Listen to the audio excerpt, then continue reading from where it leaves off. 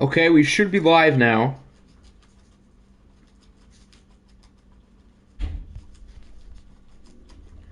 Gotta make sure this audio is working, and then we can get started.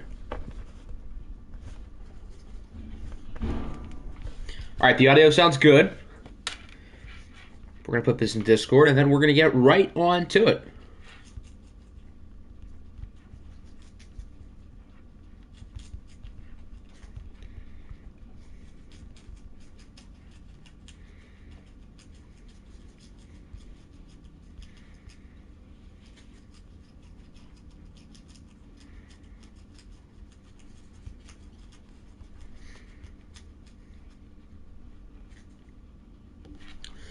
All right, so you guys voted that we would, instead of doing watching all the wild card games and doing them in 2 separate streams, we're going to do 3 and 3 today. So we're going to go through the whole wild card round today.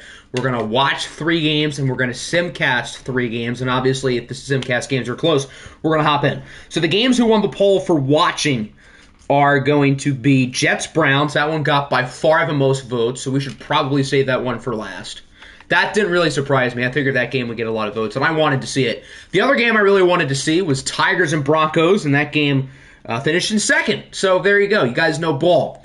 Then the final game we're going to be watching is an NFC game. All 3 of these games were within a couple votes, but we're going to watch the Lions and the Cardinals. I don't think we've watched Arizona all year, so that should be interesting. And Detroit is, of course, a very good team. I don't think we've seen them since week 1, which, of course, as we all know, they got the game-winning Hail Mary against Brooklyn. So that means we will simcast the Patriots and Shamrocks, streaming during Liberty. Damn right I'm streaming during Liberty. Falcons, Saints, and Giants, Bucks. I'm surprised the Giants, Bucks didn't win. I think this game was doing well early in the poll, but I guess the Lions and Cardinals overtook it. What's going on, Giddy, Nickinator, Ian, Jax, Lucario, Sports Gaming YT, and obviously Apple. What is good, fellas? So what I'm thinking we do, would you guys rather we start with a simcast or start with a watch? We get to watch Tua and Watson go together. The failed Dolphins quarterback versus the quarterback who the Dolphins were eyeing up until this week when they said they're not. Wonder where Watson's going to play next. That situation just seems so weird. Start with the simcast? Okay, which game would we like to simcast first? Pats, Shamrocks, Falcons, Saints, or Bucks, Giants? If you want to start off with Falcons and Shamrocks, I'm stupid. If you would like to start with Patriots and Shamrocks, type in Clover. If you would like to start with Falcons and Saints, type in Mardi Gras. And if you want to start with Bucks and Giants, type in Eli Manning. I can't think of anything else. So Clover for this game, Mardi Gras for that game, Eli Manning for this one.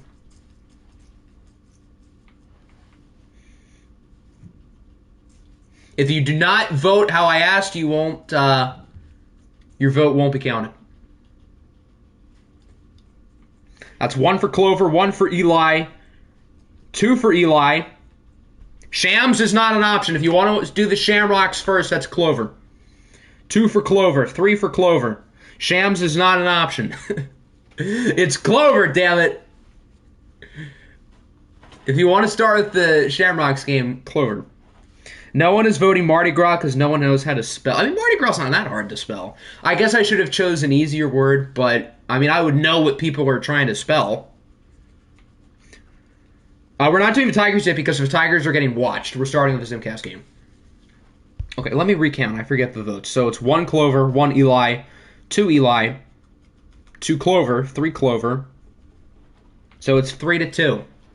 Not including Shams. So I guess it seems like overall, the majority of us, whether we voted correctly or not, would like to start with the Shams.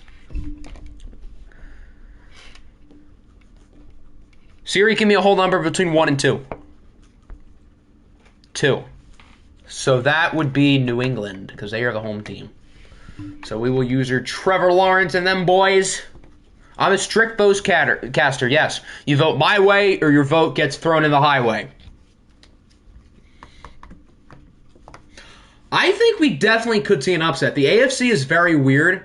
Like, New England hasn't consistently been the second best team in the conference, but they've just been a little bit better here down the stretch. I think Dublin could prove to be a test for them. So I wouldn't be surprised if this game goes either way. The Shamrocks have had to play in a tough division with the Browns, who of course got in, and the Aviators, who looks like they were going to get in all season until they didn't right at the end. New England's division wasn't necessarily easy. The Jets got in the playoffs and played very well after like week 4. The Dolphins were always tough competition, and then the Beats had 2 or 3 week spurts where they looked like the best thing since sliced bread. McCorkle owns the Shamrocks. Well, good thing McCorkle's on the other side. With, of course, the Giants. Yeah, we want fast because we're not watching. We're simcasting. But if the game gets close late, again, we will hop in and watch. So far, so good for Dublin. New England ties it. Dublin immediately answers. I told you guys, Dublin's good. Tony Jefferson with an interception. New England tacks on a field goal. Yeah, this game looks over. So the 2-seeded New England Patriots are out. Welcome to Wildcard Weekend, folks. The Dublin Shamrocks will get the victory, 35-20, winning fairly convincingly. So since Dublin is the lowest seed, they are automatically going to play the highest seed. So this means the Dublin Shamrocks will face off against the top-seeded Salt Lake City Pioneers in the divisional round. The 2 winners of the other 2 AFC games, both of which we will watch, will play against each other. So Dublin and Salt Lake City in the divisional round. That should be an interesting matchup as Trevor Lawrence and the Patriots go home early. The Patriots really got beat by a running back. I'm kidding. I think the Lamar running back jokes are corny. But Lamar definitely beat him, and he did outplay Trevor Lawrence. He says, Shads, I'm coming for you. Dallas Goedert with a big game. The rookie Garrett Wilson was pretty solid, but obviously not enough to help his team get the win. It wasn't a blowout, but this game wasn't really close either. Matt Amendola went 5 for 5. Goddamn. All right, so the Dublin Shamrocks are moving on. Now we're going to watch a game. So this is the other 3 games. All right, let's see how we're going to do the voting here. Remember when you gave them a bad grade for their draft pick? Dublin? Who was their draft pick? Wasn't it Devin Lloyd, who's already not on the team anymore? I think Devin Lloyd was their first-round pick, and he's with the Ravens now, which is ironic.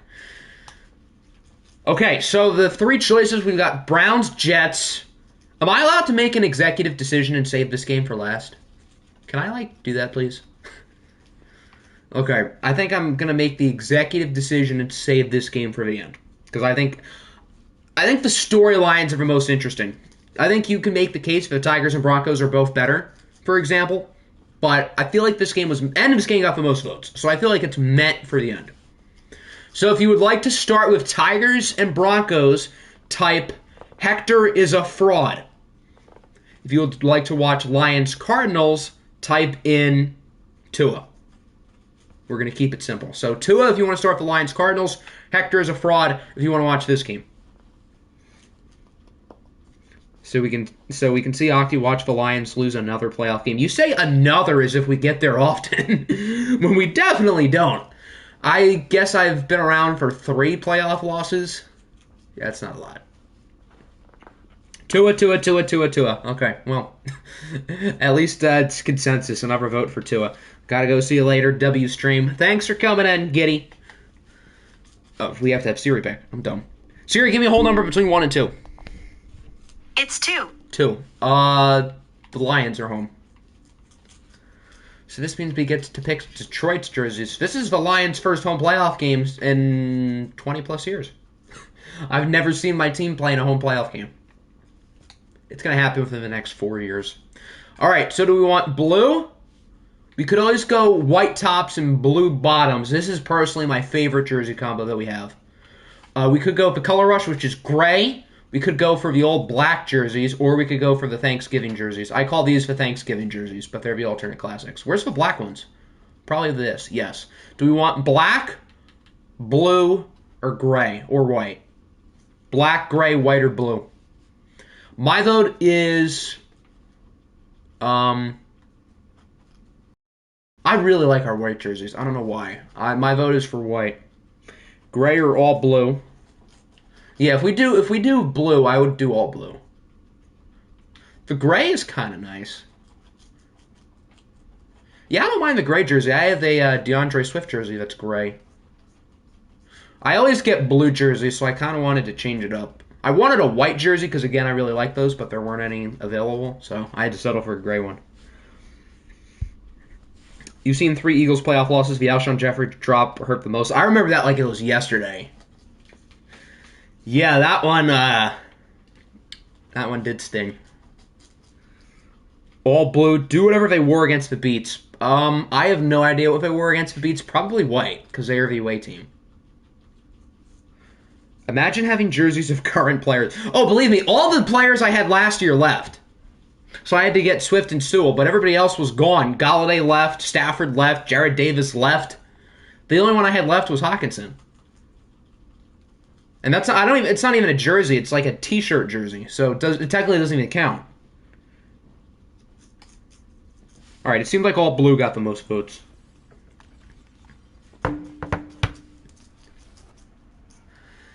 Here we go. Deshaun Watson leading out the Lions as he is set to face off against Tua Tagovailoa. Hopefully, for their sake, not Tua Tagovailoa and the Arizona Cardinals. The Cardinals had Carson Wentz as their starter for much of the season, but in typical Carson Wentz fashion, he blew out his knee. And Tua has come in and has played, honestly, better than Carson Wentz. So, he's going to start for the Cardinals today against Watson and the Lions. The Lions were the 1 seed for most of the season. They lost in Week 17, which pushed them down to 3. Yeah, I have a carry-on one, but it was, like, super big when I got it. I still think it's too big, which is wild. I didn't even get it from, like, our team shop or something. It was, like, some off-brand jersey from, like, some sketchy website. I just knew I wanted carry-on because he was my favorite player, and I still don't think it fits. So here is Deshaun Watson, an MVP candidate. I think he would have gotten more votes. Spoiler alert, Deshaun Watson finished in last for MVP, I believe. He would have gotten more votes if he didn't throw 3 interceptions in Week 18. I think his numbers would have been a lot better. I think I still voted him like 3rd, though.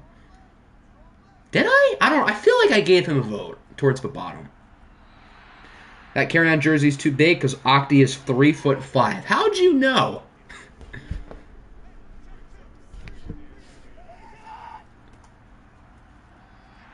The Lions at running back are led by Austin Eckler, who, of course, is quite good. Who's the Cardinals running back? They have Najee Harris. They have, I think, DeAndre Hopkins on their offense. They also have Devontae Smith. They've got some good defensive linemen as well. 3rd and 3, Watson looking to scramble on the run. He had the left side of the field wide open. Why didn't he run for that first down? What a weird play. Watson got his daily massage before the game. There you go. I think he was a little bit too juiced up on that play because he didn't look like he knew what he wanted to do. Did you win Coach of the Year? I'm not spoiling first place stuff. I'll share who got last. Actually, I don't know who got last for Coach of the Year. Wow, Tua's numbers actually weren't that good. 7 touchdowns, 7 interceptions. I feel like he played well, though. I guess I stand corrected, but it seemed like he did a good job, and the team was winning games with him. They were also winning games with Carson. Huh, I thought his numbers were better. We're doing awards. I'm not really sure when. I'm probably going to calculate them early this week, because it actually takes more time than you guys think to like tally it all up.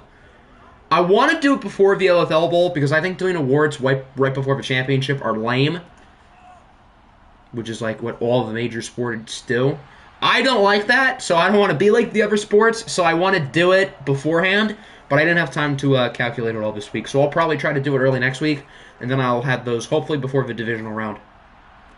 Good throw by Tua over to Devontae Smith for a gain of 17. Wentz better than Tua in real? Are you saying in real life? Because honestly, I would probably agree with that. Not by, like, a landslide. Smith's definitely in, yeah. Actually, I don't know. I think they're going to say he's in, but I don't know. That's kind of close, but I think knowing Madden, the play is going to stand. Yeah, I figured. Yeah, Wentz over Tua in real life, and I guess Wentz over Tua in the OFL, although I thought Tua's numbers were better, but I guess not. Tua is Wentz 2.0. I would kind of agree with you, but Wentz, had he not gotten injured in 2017, would have been the MVP. And Tua has not shown he can be an MVP caliber player or anything close to that. But other than that, if we just erase the 2017 season from existence, the Eagles never won a Super Bowl, boo-hoo, yeah, I would see the parallel. Wentz has become underrated after Reich called a bad game against the Jags. I mean, I don't know if I would say he's underrated because compared to most NFL starting quarterbacks, he is kind of bad. But he's still a top 32 quarterback in the league, in my opinion. So I guess you could say he's a little underrated, yeah. Wentz was he? I don't think you can give the MVP to somebody who misses 4 games, though. Had he not gotten hurt and played at a high level, he would have won it. He was the MVP before he got injured. But I don't think he can give the MVP to someone who misses 4 games. Or it might have been more than 4 games. I don't remember. And considering his team won the Super Bowl without him, I'm not going to say he wasn't valuable. Without Wentz, the Eagles would never have won that championship. But the Eagles won 3 playoff games without him. Bet Jameson Williams was the Offensive Rookie of the Year. Maybe he was. I'll say this. I voted him first place. For what it's worth. The Cardinals have it at 23. They are quietly moving it down the field. Is Wentz an Eagle today if he doesn't tear his ACL? Honestly, he probably is. Let's say, hypothetically, the Eagles still win the Super Bowl and Carson Wentz is healthy. He is still an Eagle, and I might venture out to say Doug Peterson is still an Eagle.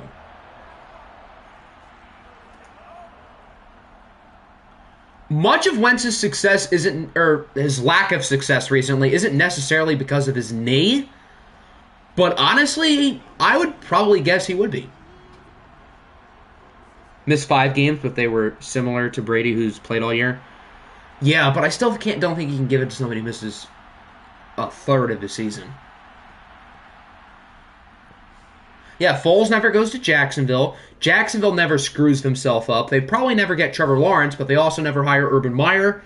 And they're not a clown show. Trent Baalke probably never comes, which is also a win for them. And who knows, maybe the Jags would have stayed competitive. Although, I mean, they had Blake Bortles, so I don't know. If Carson Wentz never got injured, I wonder what would happen around the rest of the league, because it just seems like a whole domino effect. Like, the Eagles and Jags get affected the most by it. Say if Wentz is healthy, those playoffs maybe go different. Maybe Tom Brady has 8 rings. Maybe the Vikings get to the Super Bowl. Maybe Minnesota would have a championship ring.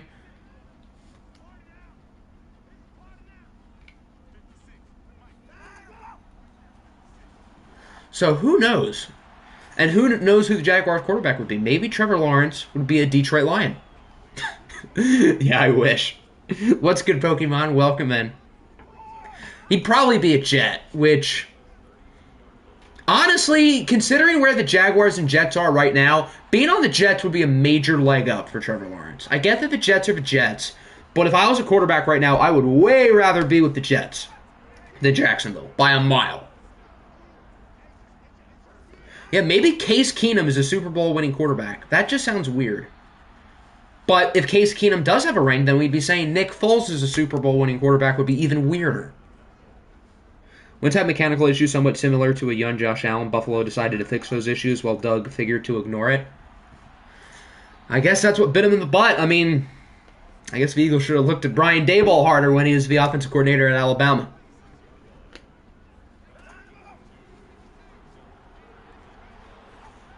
Flag on the play. Lions better hope it's not on them.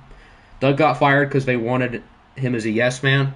And that's why Sirianni was hired, because Sirianni was not... I'm not saying Sirianni's a bad coach, but Sirianni was not some, like, high coaching target last year, and nobody really took him seriously. And obviously he did a great job last year. I'm not denying that. He seems like a much better coach than we all expected. But it seemed like last year they wanted a yes man. But it seems like Howie wants to be the smartest man in the room, and him and Laurie are butt buddies, so whatever goes by one goes by the other. Hope Jordan Davis goes in the second round. I think that ship has sailed. I think he has cemented himself as a first-round pick. I mean, someone of 340 pounds running a sub 4.8, that's nuts. That is just nuts. There are so many guys who have tested well this year. There are like 40 players right now who we're all thinking, there's no way they fall past like 20. And 20 of them are. Prediction is Jordan Davis goes to the Chargers. That would be a very logical landing spot. Because they could use him bad. I think as of now, he probably does fall to 17, but it wouldn't surprise me if he's off the board. I mean, if Derek Brown goes at 7, then yeah, I could see it. Official was a 4.78. Yeah, that's nuts. Speaking of nuts, I didn't know Tua could throw that far. Hopkins had it in his hands, but it was broken up late. Sirianni was a hell of a coach, but Hurts was like the opposite of what Sirianni's scheme details. Minshew would run that screen. I cannot speak. That scheme.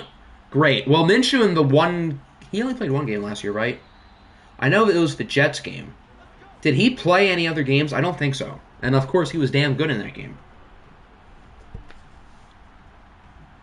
Jumping in for a sec. Watch your game last, please. We already are. So you're in luck. I wanted to say that game for last because it was by far the most anticipated, so it looks like you're getting your wish. That game is being saved for the end. Minshew played in the... Oh, that's right, but that doesn't really count. I don't count the Cowboys game. So...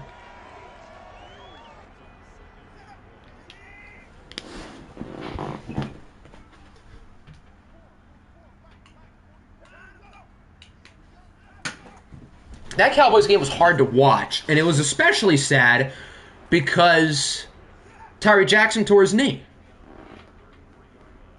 Amari Barno, 4.36. Holy cow. Had we had a combine last year, I would have loved to have seen what Odafe Owe could have done. His numbers would have been filthy. And there were some freaks last year on the edge. Jalen Phillips would have put up great numbers. Azeez Ojulari would have probably had good numbers. Micah Parsons would have put on a show. Jeremiah Owusu-Koramoah would have put on a show. Kyle Pitts would have put on a show. Last year's combine would have been nuts. It sucks that, like, Jalen Waddle would have run a ridiculous time. The best draft class in a while last year. It's a shame that they didn't have a combine. Although this year, even though the top part of this draft class isn't great, I think this draft class still could be one of the better ones because it's so deep. With all the fifth-year seniors, because of the pandemic, there's going to be more talent in the late rounds. So you better hope your GM can hit on those late picks. Because there's going to be more talent. Watched both Dallas games and you cried yourself with both of them. At least the second one didn't matter, though. But yeah, that first one was ugly. On primetime football for the world to see. Both games are on primetime, technically. Because the Saturday game's kind of primetime. Say we had the combine last year. Does Owe fall to Baltimore? Probably not. Although they still had like pro days and stuff. And we kind of got to see what guys could do. But if there was a combine for like everybody to see and conduct like full-on interviews, probably not. He wouldn't have fallen, I don't think. The Texans will suck regardless. I mean, maybe Nick Caserio's good. Who am I kidding? He's probably not. But,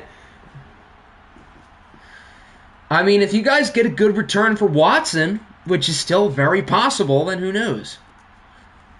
No combine, got Smith to Philly, so we're chilling. Yeah, I mean, it worked out for us. Penei Sewell is a freak. He would have put up good numbers.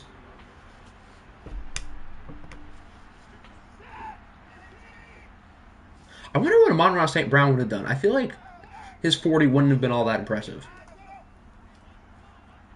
Because he's not like some freakish athlete. So I really don't know how he would have done. But it worked out. That play could have been real big. That football was only a couple yards away from the receiver.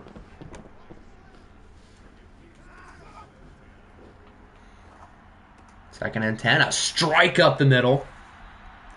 I'm interested in. I wish there was like a way for us to actually see what would happen. I would pay good money to get something like that. That would be awesome. That would never happen in a million years, obviously. But if we could like determine what would happen if like one thing changes, not just in sports, but like in general, that would have been nuts. Ooh, nice catch. Who do they have as an X factor? Oh, that's Kittle. That's Kittle. I forgot they had Kittle. Philly trades 2 firsts, 2023 first, 2022, and Minshew for Watson. That's a good return for Houston. That's honestly a fair return.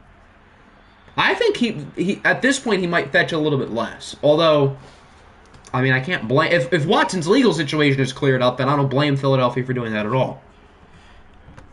Wish we got a combine Washington would have taken JOK over Jamin Davis. Honestly, I don't know because Jamin Davis rose up because of his pro day. So who knows what he could have done at the combine too.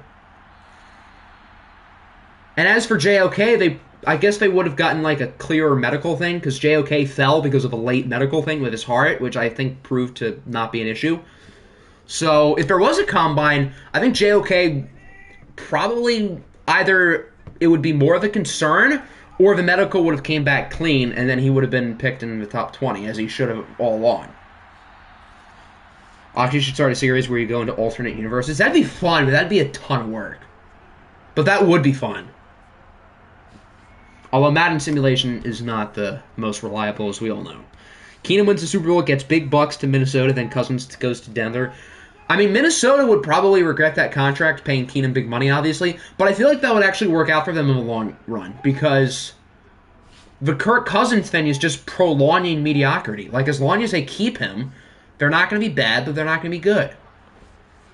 So I almost feel like had they signed had they signed Keenum to big money and it backfired, they could have gotten out of that quicker and then, been able to start a rebuild faster. There's Deshaun Watson with the tutty. So the Lions do finally score. Peyton Manning to the Cardinals instead of the Broncos. Panthers take Von Miller instead of Cam. Imagine if the Panthers just took Von Miller and believed in Jimmy Clausen. That would have been bad for both the Panthers and Broncos. Carolina never makes it to the big game. Denver probably doesn't either because, no, they wouldn't have. Even if 2015 Cam Newton was light years ahead of Peyton Manning. Does Diggs leave and they still get Jefferson? Yeah, probably not. Minnesota's still at a pick in that range. When they went and got 22 to get Jefferson, they still had 25. But if they had Diggs, there'd be no reason to pick Jefferson because they have Diggs and Thielen. Although they do needed a number 3, but I don't know if they would pick Jefferson at 25, and I don't even know if Jefferson would fall to 25. So that, if no Diggs happens, that would be bad for both teams too, because of course it just worked out well for the Bills. Andrew Luck never retires. If Andrew Luck doesn't retire, then the Colts aren't a mess. And sure enough, here we are 3 years later. The Colts have been a mess since he left. Andrew Luck goes into the 2011 draft instead of 2012. Yeah, there's a good one. He would have gone to Carolina. Would the Broncos have picked a quarterback? Because that was the year after they picked Tebow. So, I would say no, but was Cam Newton like a not miss enough prospect to where they'd pick him even with Tebow? Does Luck go to Carolina the next season if they take Miller? There you go. There's another one.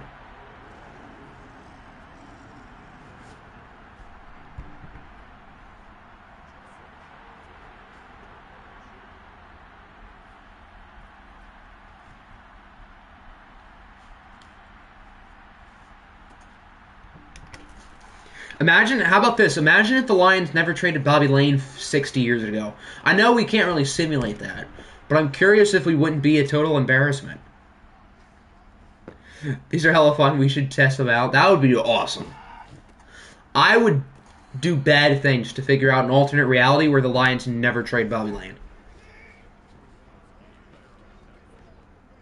There'd be no Bobby Lane curse, and we probably wouldn't be the worst team over the past 60 years. For all we know, Patrick Mahomes and Aaron Donald could be Lions. I know that's kind of random, but you never know. Or maybe Tim Tebow would be our starting quarterback right now. Who knows? Alex Smith never gets injured. There you go. Would he still be a starter in this league? Maybe. No, he'd be ancient. But it's not the most unreasonable thing. I mean, he'd be what, like 37, 38? So I guess he maybe could. There's no Taylor Heineke.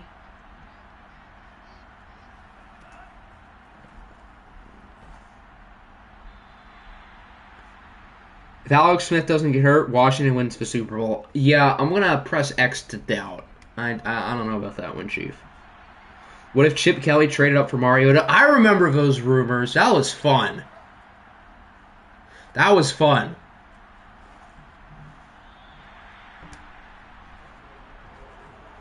I wonder if Mariota went to a different team if he'd actually be good. Josh Allen gets picked over Baker Mayfield, a.k.a. the Browns actually have sense in them. Because at the time, I would like to give myself a quick pat on the back. I had Josh Allen as QB1 that year. So, although I will say, I said they should have picked Saquon Barkley number 1, so I can't give myself too big of a pat on the back. But, yeah, that 2018 draft was a weird one.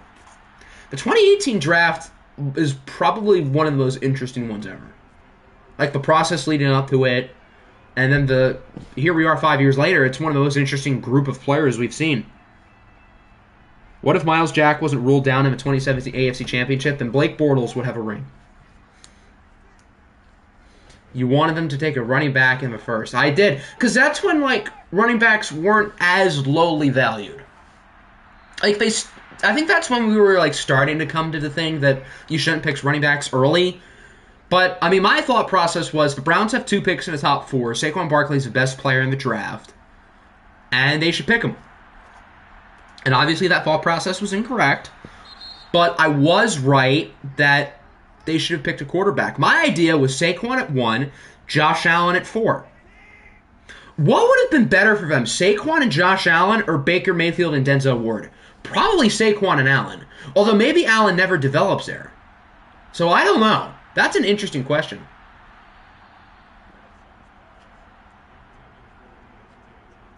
What if the tuck rule never happens? Then Tom Brady would be working at an LA Fitness for the past 10 years.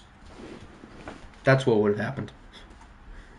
If the tuck rule never happened, then my Februarys throughout my childhood would have been a lot more enjoyable.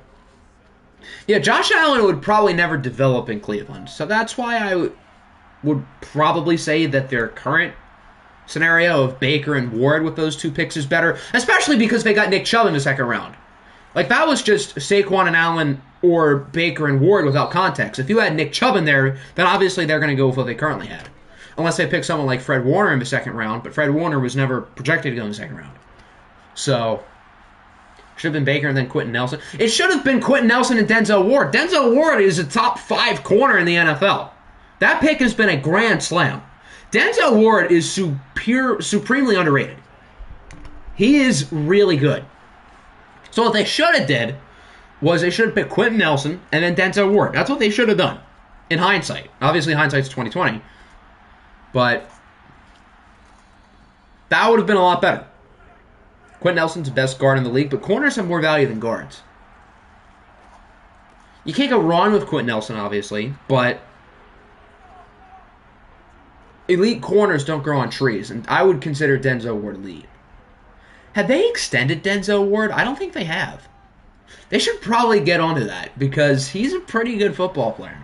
And if they're not going to do that, I would be happy to take him off their hands. If they want to get rid of him, I would gladly trade the 32nd pick and then some for Denzel Ward.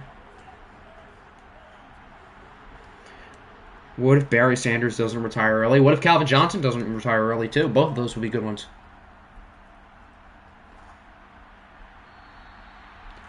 Fred Warner was a 3rd rounder, 3 picks after the Browns. And that pick, I think, was part of the Mitchell Trubisky trade. That was the only good thing the Niners got out of the Mitchell Trubisky trade, was that random future 3rd round pick, which turned into Fred Warner, who has been extended. Right? Didn't they pay him? I think they did. Imagine Nelson, Ward, Chubb, and Fred Warner. That'd be a pretty good group of 4 players.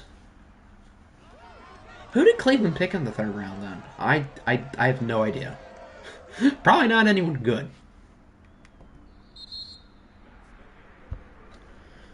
As that concludes our first half, the Lions are up 7-3. It hasn't been an overly exciting game yet. I'm not going to lie here. Both offenses have been pretty bleh. So maybe Arizona's just a sim team. They got Chad Thomas. Is Chad Thomas in the league? Wasn't he Miami? I think he was Miami. But is he still on a roster? Chad Thomas, also known as Major 9. Oh, it says that's his rap name. Oh, fun. It doesn't look like he's on a team. No. He was on the Browns for 1 year. What a great use of a 3rd round pick when you could have got an all-pro linebacker instead. I really shouldn't be trashing their GM because he's with us now. And I've always been a John Dorsey fan. So I guess I can't really get too mad at him. But what if Deshaun Watson never goes to a massage parlor? Then the what if the Texans never choke that 24-0 lead against the Chiefs? What if they win that game? The Deshaun Watson drama probably never happens. Bill O'Brien is probably not seen as a joke. Although maybe he still trades DeAndre Hopkins. But if the Texans make a run that year, then probably not. The Texans would probably be a year in and year out playoff team. Wyatt Teller was drafted. He was like a 7th round pick, I think. He was like super late. Aki should do an NFL coach. Is that on the 360? I think that's a 360 game. I don't know how easy it is to get a 13-year-old football game, though. But if I were ever to get it, who knows? We'll see.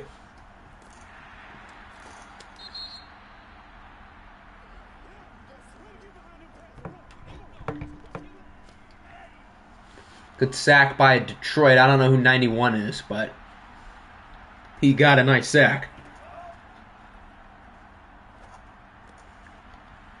Jordan Mailata was a 7th round pick. I imagine not liking him. Yeah, I remember when I kind of laughed when they made that pick. Not that I really knew anything about his game. Well, that's because he didn't have game. He never played offensive line. Obviously, it's worked out, and I don't think he would have really worked out in a whole lot of other situations. But, and I especially laughed when they gave him that contract extension last year. I was like, what the hell are they doing? Here we are now, the contract's finally kicking in, and boy, does he look good. What if Myles Garrett doesn't get triggered at Mason Rudolph? Then Myles Garrett would have the sack record. He probably wouldn't, but that would help fuel my Myles Garrett is better than TJ Watt narrative. Mailata's a top 5 left tackle, can't change my mind. I don't have a major issue with that opinion. I mean, Mailata's only been great for 1 year, but he was, well, great. So there's no reason to suggest that he's going to slow down. You'd have to assume he's only going to get better for a little while.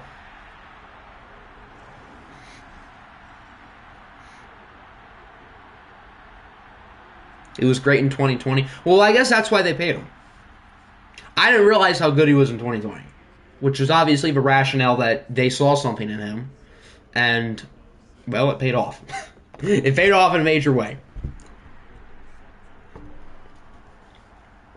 Who are the top 5 linebackers in the NFL? So I'm not counting guys like I'm counting off-ball linebackers. TJ Watt doesn't count. Micah Parsons honestly doesn't count. So I would say in some order, Fred Warner, Roquan Smith, probably Darius Leonard, maybe Bobby Wagner still? Yeah, I'd probably put Bobby Wagner in there, and then we need one more. Eric Kendricks, I guess, is in the conversation, but I don't think he's in the top 5. Devondre Campbell was probably top 5 last season, but I'm not ready to say in general. I feel like I'm missing someone kind of obvious. Darius Leonard's the best off-ball linebacker in the league. You can't change your mind. I don't have a problem with that. I don't know if I'd say he's the best, but he's up there. He's probably the best playmaking off-ball linebacker in the league. Demario Davis, that's a good one. Yeah, Demario Davis is probably right up there. Levante David's definitely in the top 5. Devin White, I like Devin White, but I don't know if I put him that high. I would say in some order, Warner, Leonard, probably, maybe Roquan, definitely Levante David. I don't think I would say Deion Jones is in the top 5. Mario Davis, probably. And I'm not sure if I'm missing anybody else.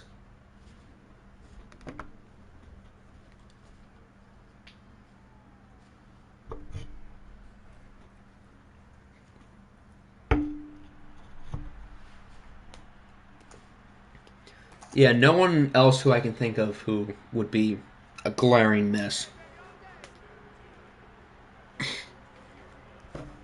Oh, I do. Here's one. Jelani Salami. Jelani Tavai. How could I forget to put him in my top 5? I guess he'd fall under the top 5 picks I got right. Terrible. Top 5 running backs. Oh boy, here come the hot takes. So 1 is Derrick Henry. 1 is definitely Derrick Henry for me. If we're talking healthy, if you were to turn injuries off, Christian McCaffrey is 2nd. Then from there, Dalvin Cook is in the top 5. Alvin Kamara is in the top 5. Nick Chubb is in the top 5. And I want to put Jonathan Taylor in the top 5. So out of Cook, Kamara, Chubb, and Taylor, honestly, if I was to knock out one of them from the top 5, I don't think we're going to have the same answer in a year. But I just can't put Jonathan Taylor ahead of any of them yet. I just can't, because they've been doing it for longer. And a year from now, Jonathan Taylor probably will be in my top 5. And last season, he was number 1. But I can't justify putting him ahead of those other guys at this point. And when healthy, Saquon Barkley's obviously up there too. Although Barkley's really rarely healthy, I can barely put him in with those guys. But I would say Henry 1, McCaffrey 2, and then in some order, Cook, Kamara, and Chubb with Jonathan Taylor right on the outside. Oh, what a stiff arm! Look at Tua! Just put a guy on his back. With how Tua's running it today, maybe we should put him in the top 5. Henry missed half the year and was still 9th in yards. Yeah, I think anyone at this point who doesn't put Henry at number 1 is wild. Top 5 wide receivers. Oh boy. Devontae and Kupp are 1 and 2. In some order. DeAndre Hopkins is 3. DeAndre Hopkins is still a top 5 receiver in the NFL, and you cannot tell me otherwise. For the other 2, I think you could make a case, probably Tyreek Hill's in the top 5. Maybe Stephon Diggs. Justin Jefferson. I'm ready to throw Jamar Chase in the conversation. And I don't really think there's anybody else. So, if I had to pick between Adams and Kupp, I guess Devontae? I don't know. They're 1A and 1B. DeAndre Hopkins is 3. Probably Tyreek 4. And then I would say Justin Jefferson is 5. Debo's close, but I don't even know if you almost consider Debo as a wide receiver or not. And I'm not putting Debo ahead of Tyreek Hill. I wouldn't put Debo over Jamar Chase. I wouldn't put Debo over Stephon Diggs. The earliest I could make an argument for Debo is 8th. And I don't even know if I can consider him as a wide receiver. I would say his position is just Debo Samuel.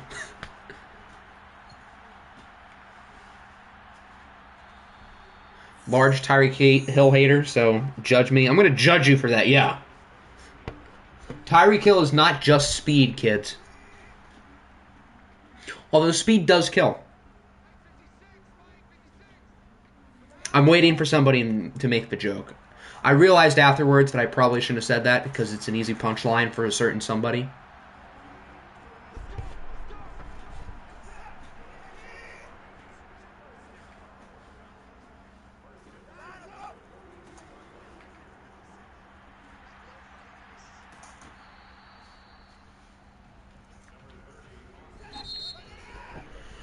That ends the third quarter. The Cardinals had a field goal. It's now 7-6. Why did you guys vote this game again? I don't know why this game was third in voting. I'm not gonna sugarcoat it. I'm just gonna be brutally honest here. I don't know how this game won over Bucks Giants. Top 5 corners. Jalen Ramsey's 1. Jared Alexander's 2. Ooh, look at Kittle. Off to the races for the touchdown. I'll get back to my point in a second. George Kittle puts Detroit up by 8. The Lions are now kind of in the driver's seat. Now Tua's under some pressure. Okay, Ramsey 1, Jair 2. I think Denzel Ward is in the top 5. Call me crazy. Trayvon Diggs. No, I'm kidding. Nowhere close to the top 5. I'm not ready to say A.J. Terrell yet, but he's close. Darius Slay, maybe. J.C. Jackson's in the top 5. Marlon Humphrey, no, but he's close. Tre'Davious White, maybe. Marshawn Lattimore, no, I think Marshawn Lattimore's kind of overrated. Xavier Howard, I think, deserves more respect. He's in the top 5 conversation for me. I would say Ramsey, Jair, and then in some order, Denzel Ward, J.C. Jackson, and Xavier Howard, with Tre'Davious right on the outside. I think Xavier Howard's one of the most underrated players in the league. That guy is good.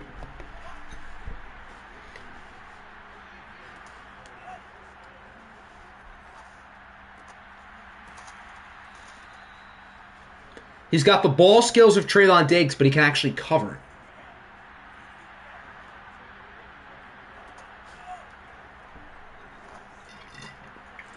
Safeties, oh boy. Who do I think is the best safety in the league? I think the most talented one is Derwin James. I would say Derwin's in the top 5. Jesse Bates, Justin Simmons. Kevin Byard probably is in the top 5. And I need one more. And I don't think it's Minkah Fitzpatrick. I think Minkah Fitzpatrick is slightly overrated. I don't think he's in the top 5. Tyrann Mathieu, no. Jamal Adams, no. That's a hard one.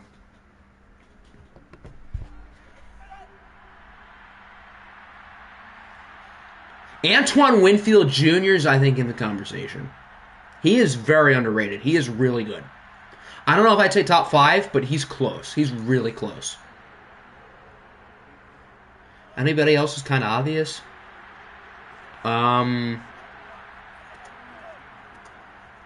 Harrison Smith, probably at this point, no. Although he's still quite good. Maybe Antoine Winfield is in the top 5. Because I can't really think of anybody else. Micah Hyde, that's a good one. Micah Hyde's in the top 5, yes. I would say it's those same 5. Bates, Byard, Derwin, Micah Hyde, Justin Simmons. That's my 5, yes. Justin Reed, probably not. Jordan Poyer is pretty close. While we're on Micah Hyde. Harrison Smith's probably still in the top 10, but I don't think he's in the top 5. When the Lions sign Marcus Williams in 2 weeks, I'll bump him up to the top 5.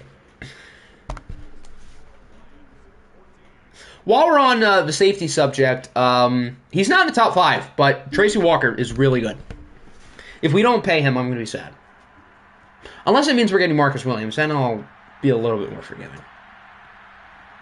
But Tracy Walker is very good. Tracy Walker is going to make a lot of money this offseason, and if it's not with us, whoever signs him is going to be like, why the hell are we paying this guy $10 million a year? There's a reason. Hawk, top 3 tight end. I love Hawk, but he's not better than Kelsey. He's not better than Kittle. He's not better than Mark Andrews. And he's not better than Waller. He's not better than Pitts.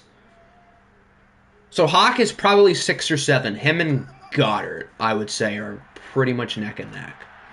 What happens if Tracy Walker becomes an Eagle? Then I'm going to run in my closet, close it, and cry until we sign Marcus Williams.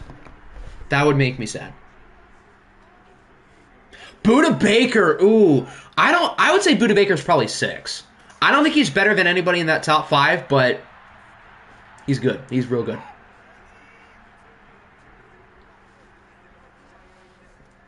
How did I forget Budda Baker? That's like such an obvious one.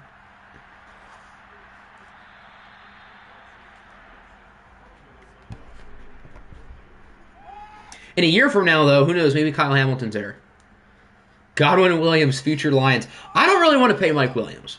If we sign Chris Godwin for $20 million a year, I would jump for joy because Chris Godwin is that good. But I don't think I would really want to pay Mike Williams that much. I think Mike Williams is good, but I don't think he's a number one.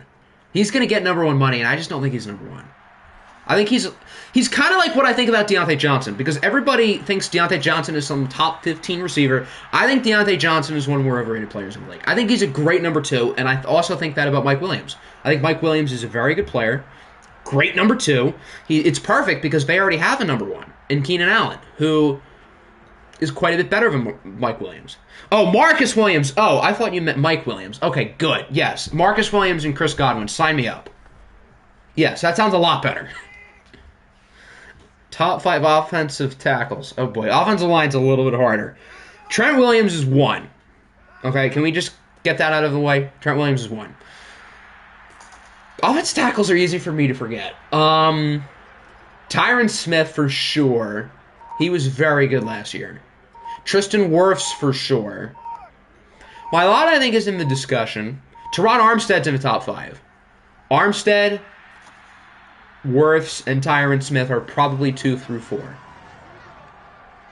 After that, when healthy, Ronnie Stanley. That's probably 5.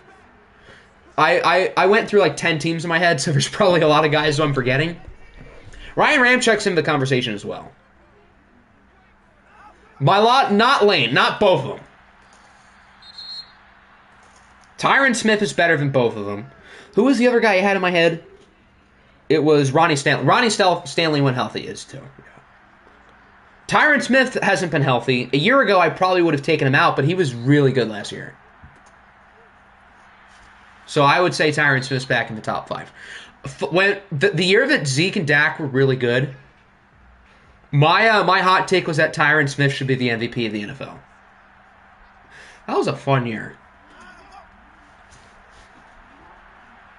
Lane allowed 1. I'm not saying Lane is bad. Lane is fantastic. But I don't think he's better than Tyron Smith. Tyron Smith is that dude. He's a beast. When healthy. Laramie Tunsil, I don't think he's top 5, but I don't think he's that far off. I don't think he's better than any of those guys, though. Did they just spike the ball? I wasn't looking. I just saw some weird animation. It looked like they just spiked the ball.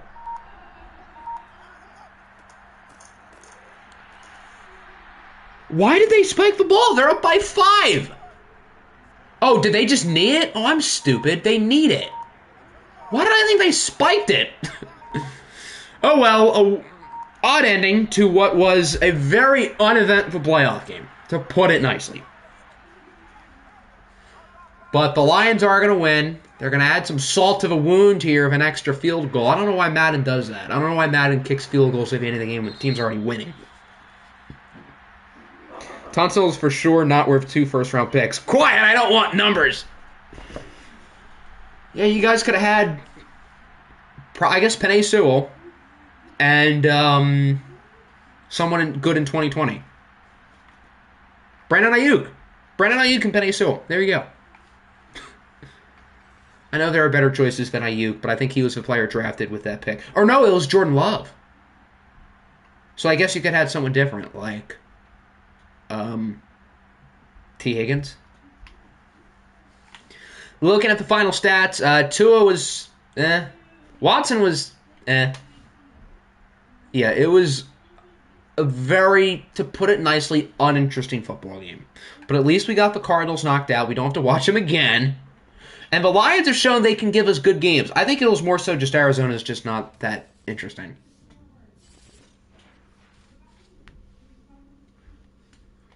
I think if they had a better quarterback, they'd be interesting.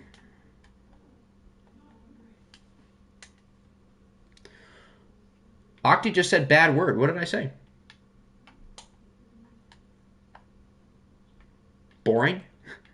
Okay, so the two Simcast games we have left are Falcons Saints, Giants Bucks. If you want Giants Bucks, type in Eli. If you want Falcons Saints, type in 28-3.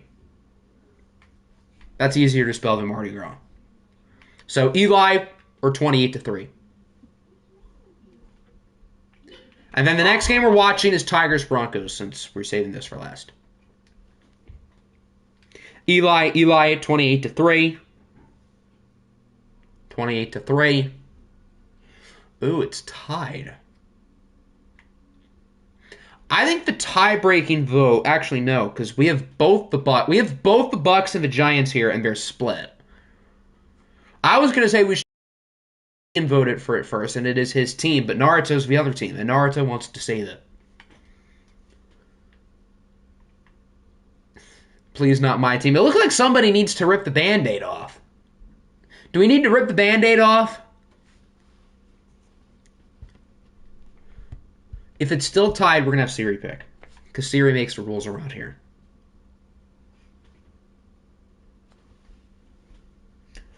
All right, Eli is 1. 28-3 is 2. Siri, give me a whole number between 1 and 2. The answer is 2. All right, 28-3. We're going to use her Falcons and Saints. Not use her, we're going to simcast. And then the Bucks Giants will be the final game we simcast. Now we need a user. Siri, give me a number between 1 and 2. It's 2. That would be Atlanta.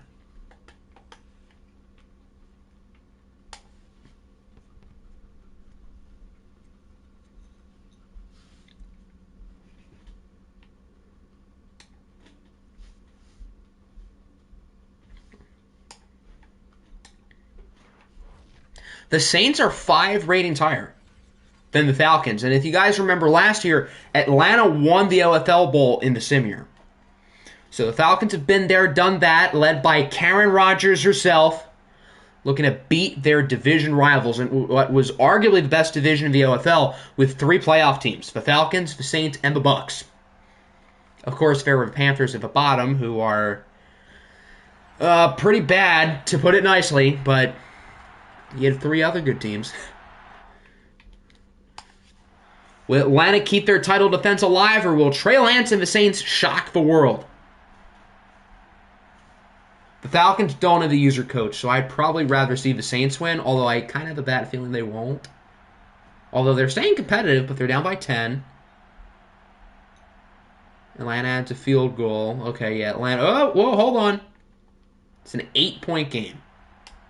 The Saints need a stop. And it doesn't look like they're going to get one.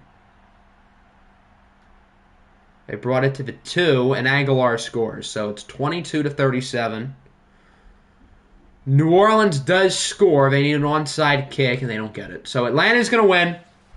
New Orleans kept it close, though. 29-37. Very high-scoring game. A lot more high-scoring than our last game.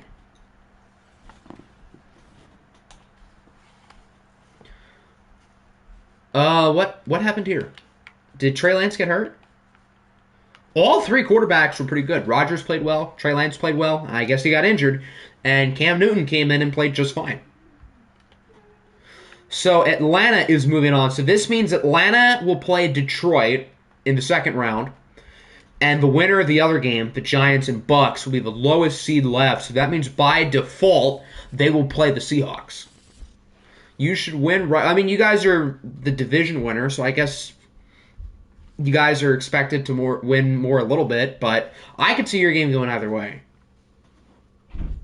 That's an interesting one. And we're going to say that one for after the second watch game between the Tigers and the Broncos.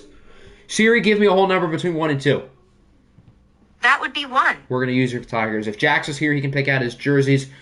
So I know our first watch game was unexciting, but the Tigers usually always have very exciting games. Last week, not so much, because the Giants played poorly. Who do the Bucks have anyways? Their quarterback is Derek Carr. They don't have a ton of elite players. Who was their first round pick in the fantasy draft again? Then we'll get to this game. I'm pretty sure the Bucks have No one. There you go. The Bucks have no one. Yet they were still a 5 seed. Devontae, that's who it was. Devontae Adams. Yeah, I mean, this is a well-rounded team. Outside of Devontae Adams, there aren't many great players. Is Nyheim Hines the highest-rated running back? Huh, I didn't realize he was their starter all year.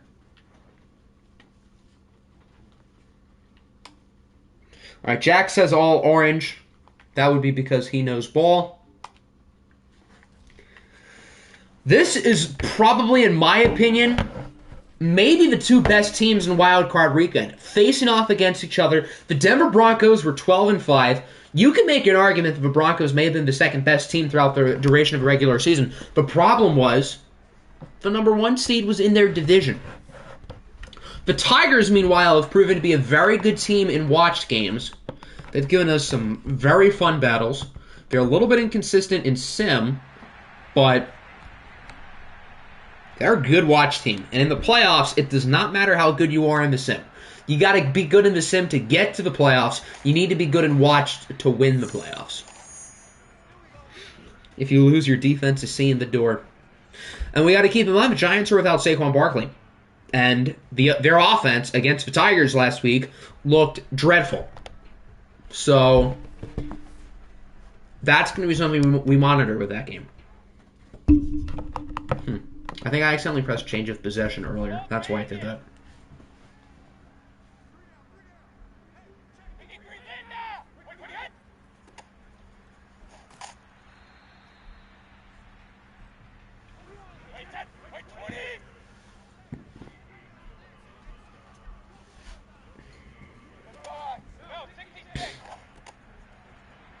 Screen for McCaffrey gets about 6. That gives you hope. I think Barkley being out might actually favor, like, if I were to pick, I guess I would pick the Bucks just because of Barkley. Although, again, I could see it going either way. I think that might be the most evenly matched game of the day. Although this one's up there too, because I think the Tigers are really good. And obviously Denver at 12-5 might be the best team in all Wildcard Weekend. The Broncos, of course, have a new coach. Colin has decided to get back into it. We know Colin can be a great coach. And an interesting storyline here. Last year, Colin was the coach of the Cougars, who defeated the Columbus Caps in the OFL Bowl. The Caps coach, Jax, is now the Tigers. So the two coaches who faced off against each other in the OFL Bowl are now facing off against each other here in the wildcard round. We'll see if Colin can outduel Jax once again, or if Jax can get his revenge and not get Cougar dominated.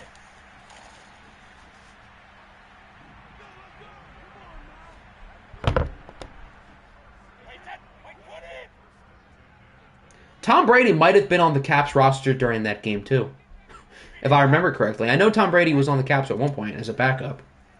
Tom Brady was on like 7 teams last year. He was just bouncing around everywhere. I'm pretty sure he was on our team for a little bit, for like a few weeks. I mean, Tom Brady was getting passed around like a blunt. Flag on the play.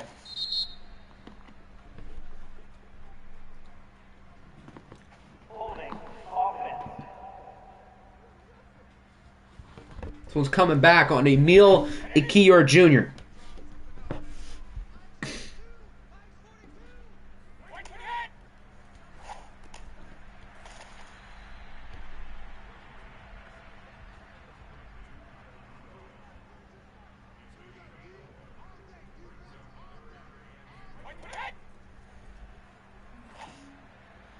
Ooh, that was nearly intercepted.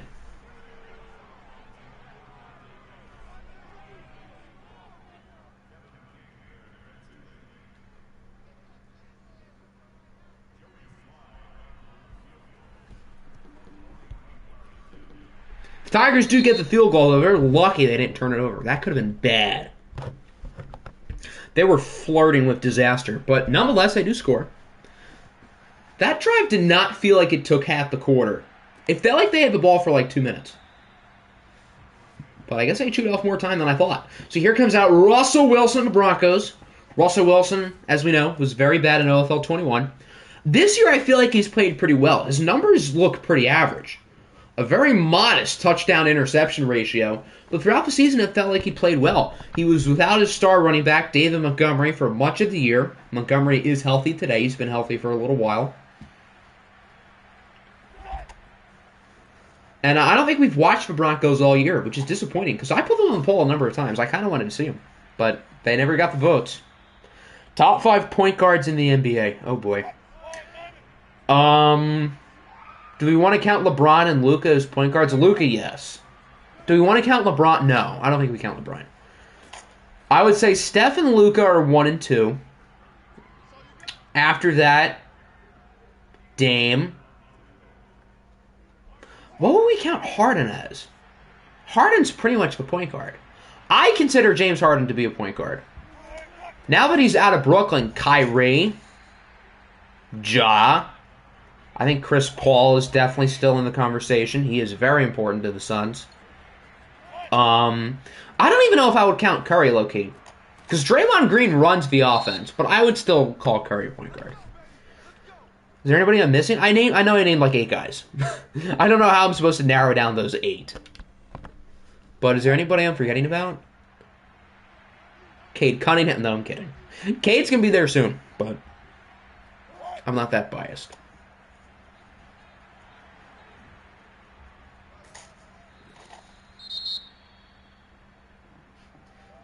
Yeah, I don't really think there's anybody else who's in that top, like, 7 or 8. Although there are obviously a lot of good guys behind them. Darius Garland had, like, 26 and 19 last night.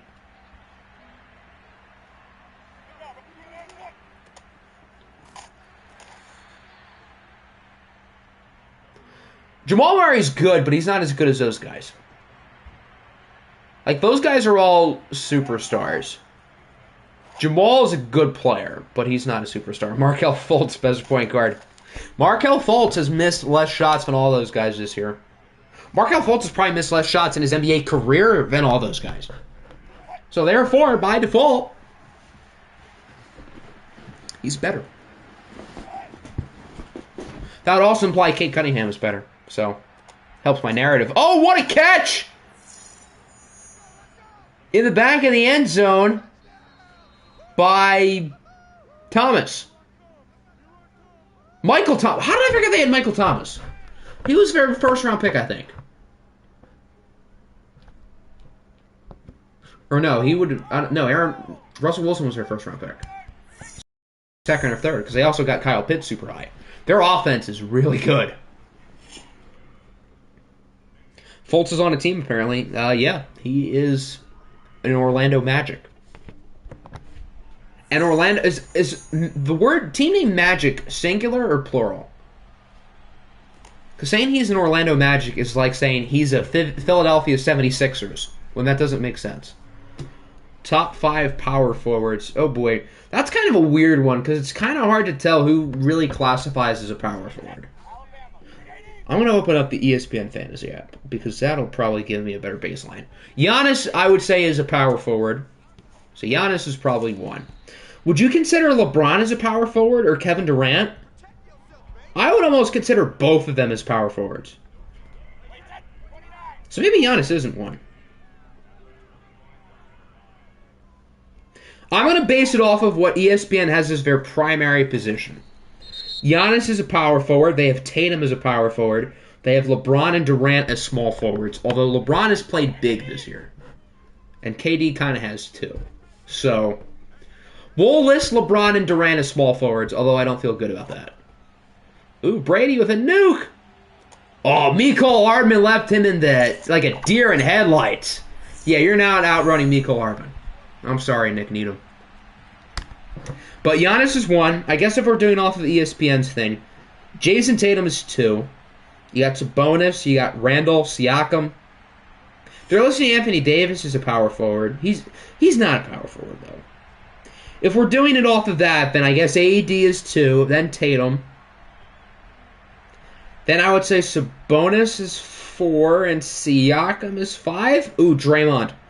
I would put Draymond ahead of probably both Sabonis and Siakam. So Draymond is 4, Sabobo is 5. But if we're counting Zion, I would say Zion's better than Sabonis. So if we're just doing when healthy, it would be Giannis, AD, Tatum, Zion, Draymond.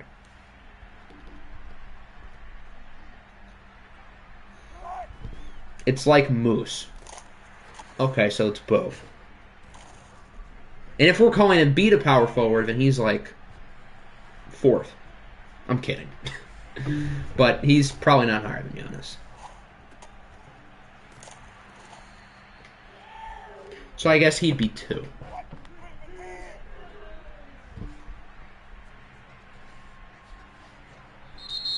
First quarter is in the books, and already we've had more interesting plays in this game than the first game. The Tigers are always an interesting watch, and Denver's proven to be a pretty fun team too. Tigers are currently up 10-7. Nearly the same amount of points that we had in the entire first game. I was about to say very mean words to you if you thought Embiid was 4th. Yeah, no, I'm not that stupid.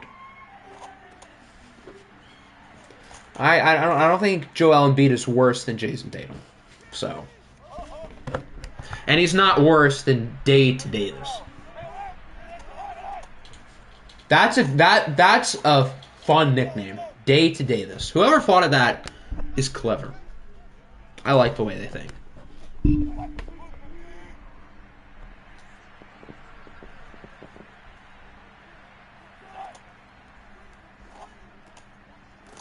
Good throw on 3rd down for a gain of 7. Russ has not missed a pass yet. Chef Russ is cooking.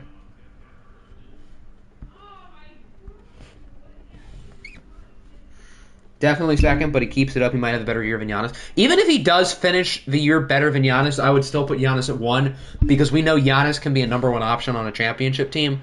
And with Joel, I think he can, but we've seen him get out of the second round once. Or no, never. Wait. No, never. The Sixers have never made it out of the second round with him. Right? Yeah. They didn't last year. They didn't in 2019.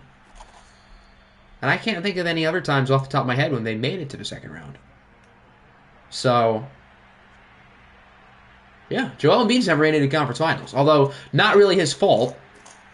In the Raptor game, I don't think people realize how good he played in the Raptor game. Where Kawhi hit the shot. Here, let me see the ESPN box score, because he was out of the game for like 3 minutes. And his plus-minus was like plus 12. And keep in mind, they won by 2.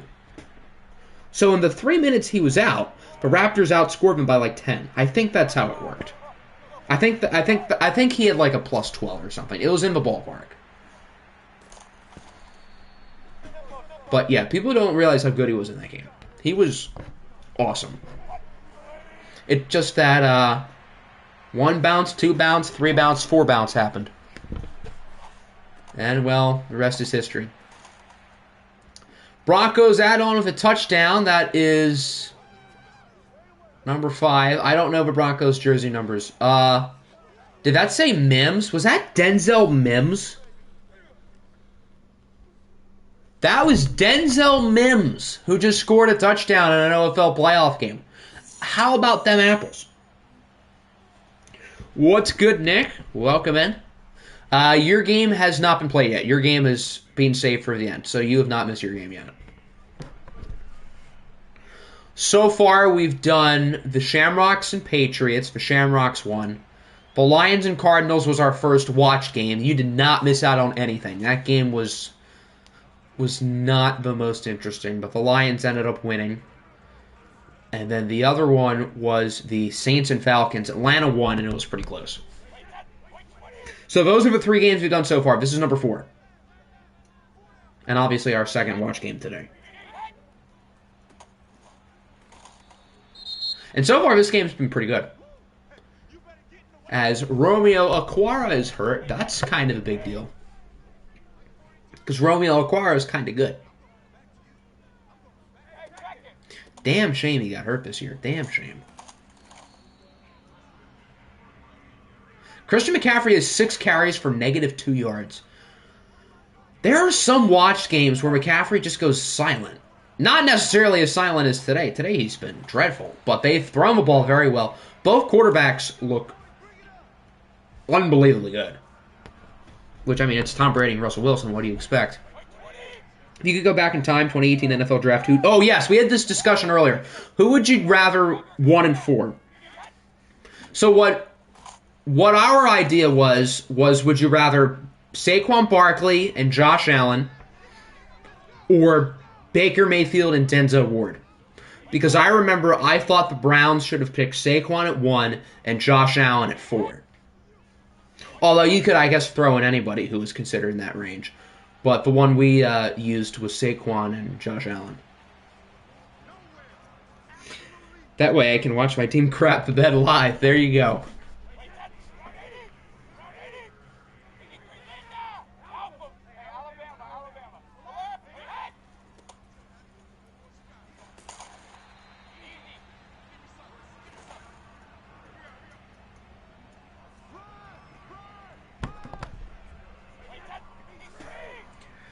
Has every drive in this game resulted in points? I'm pretty sure every drive in this game has resulted in points so far. Both defenses have looked really bad, which is much of a refresher after the last game, as the Tigers are going to actually find a way to get in the end zone. Christian McCaffrey scores and Chicago is back up. Going to throw a different answer, Allen and Ward. Thank you for respecting Denzel Ward. Nick and Ader said he would choose Quentin Nelson over Denzel Ward, and I thought he was a little bit crazy. Not that crazy, because Quentin Nelson might be the best guard in the league, but Denzel Ward is, as I was talking about earlier, very underrated. I think Denzel Ward's a top 5 corner, which we were also talking about earlier.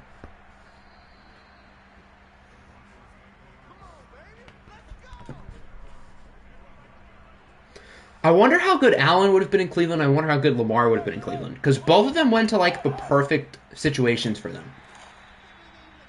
Although I guess for Ravens now isn't that perfect for Lamar. He has Greg Roman as his offensive coordinator and no weapons. I shouldn't say no weapons.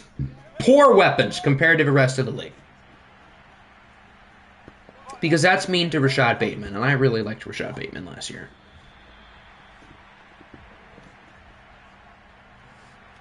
Drafting Barkley means we miss out on Chubb. Yeah, obviously the Browns would be smart not to pick Barkley that high, but we were just referring to that because I thought at the time they should pick Barkley number 1 overall. But obviously, right now, Nick Chubb is better than Saquon Barkley. And obviously the Browns made the right decision by not picking Barkley. It's just that, you know, maybe they should have picked a different quarterback. I remember at the time we all thought Bradley Chubb was like the obvious pick for them. And Chubb, if I remember correctly, was pretty bad this year for the Broncos. And he's been unable to stay healthy. So Bradley Chubb, I know people aren't really talking about him as a bust, but he's kind of a bust, if we're being honest here. He's a good football player. Holy cow, what a nuke. He's a good football player, but he just hasn't been able to connect the dots with his career. I'm not saying it's his fault, but... And obviously Denzel Ward is an all-pro level player. To be fair, they have no good pass rushers. They did have Von Miller in the first half of the year, but after that, yeah, you are right.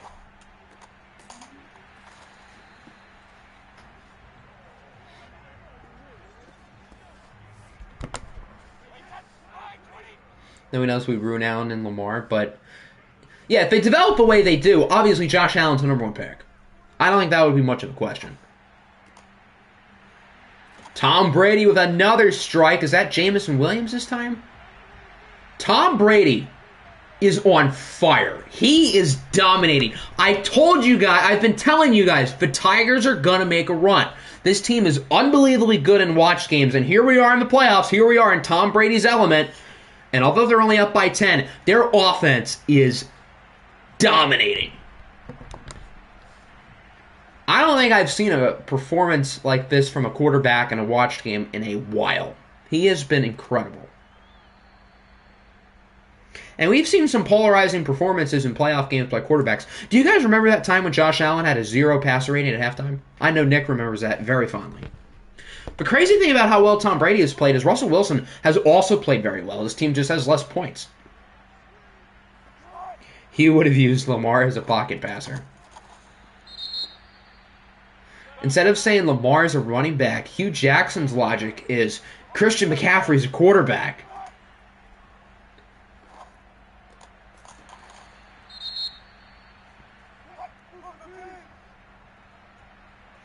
You weren't here until... I was mainly saying that to poke at Nick because...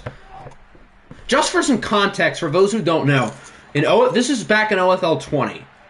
Nick's starting quarterback is hurt, so he has to start Josh Allen. And this is when Josh Allen was not rated as highly, keep in mind. At halftime of a playoff game against Apple's team, Josh Allen's passer rating was 0.0. And that's not the worst of Nick's playoff losses. That's nowhere close to the worst of his playoff losses. But, yeah, that's a fond memory. 52. Who's Denver's kicker? Because this 52-yarder is no guarantee. I think he got it. Oh, he missed it. Wow, no good. So it's going to remain a 2-score game going into halftime because it doesn't look like the Tigers are going to take a shot or anything.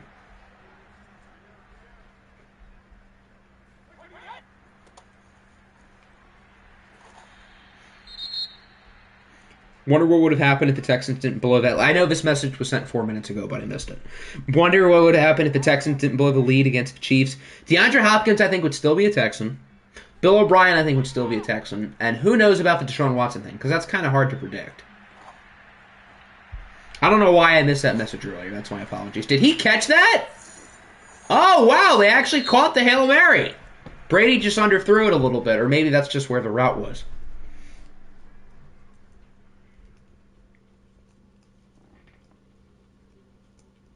So the Tigers lead by 10. They have 313 passing yards as a team in the first half. That's pretty good, I think. Tom Brady might be on pace to beat the passing yards record. In a playoff game, keep in mind. He's doing this in a playoff game. Against the 12-5 Broncos, who you could make the case were the second best team in the league this year. And they were not fully healthy for much of the year. So... yeah. Denver's strength is obviously their offense. So I'm not acting like this is some high-powered defense, but still. Both quarterbacks are playing unbelievably well. And these are the same sliders that we used for the first watch game when nobody could move the ball downfield at all. Did a fantasy draft and used Josh Allen. He was trash. Then you drafted Kyler and made Kyler DK Metcalf one hell of a duo. I would like to see Kyler and DK stand next to each other. I would very much like to see that. That would be fun. Because DK is what, 6'3"? No, he's like 6'5". Let me see. He's at least 6'4". 6'4", 235. Yeah, he'd make Kyler look like a child. Although you could argue Kyler Murray is a child, so...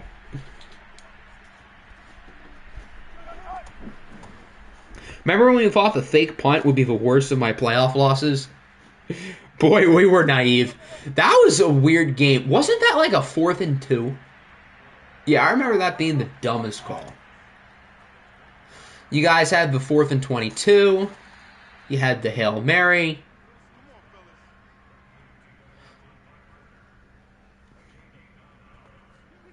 Taller than Kyler Murray, and you're 17. Exactly. Me, an unathletic white kid, is practically the same size as Kyler Murray. I wish I could say I'm taller, but I'm not, so.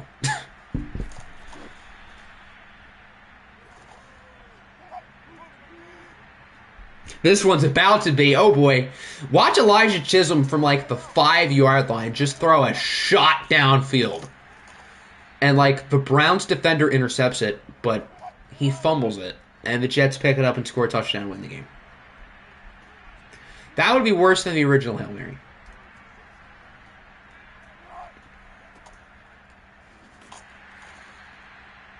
Or no. I have a better idea. The Browns win the game, but there's some glitch in EA's system that says the Jets ended up winning and have the Jets moving on. That would be sad, but there's a part of me who would find that a little bit funny. There's like some mean soul in me who would laugh a little bit. Even if it's not fair at all, It'd be a little bit funny. Although I'd probably try to find a workaround to make sure the team who won actually advanced, but that'd be a little bit funny.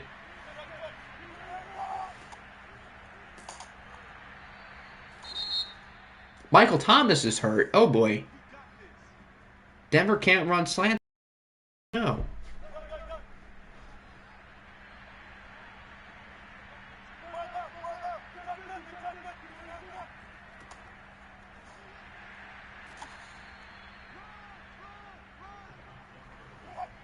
Elijah Chisholm, 50-yard scramble touchdown for the final play of the game. Yes, please.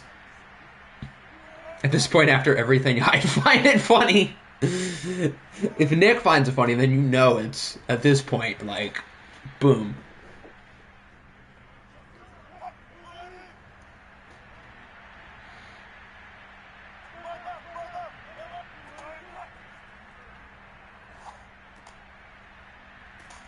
Third and 4, good conversion. Denver keeping the game alive. Russ is 18 for 19.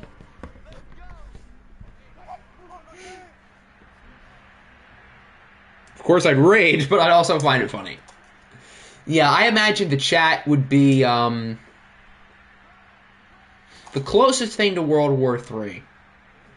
So, that would be interesting.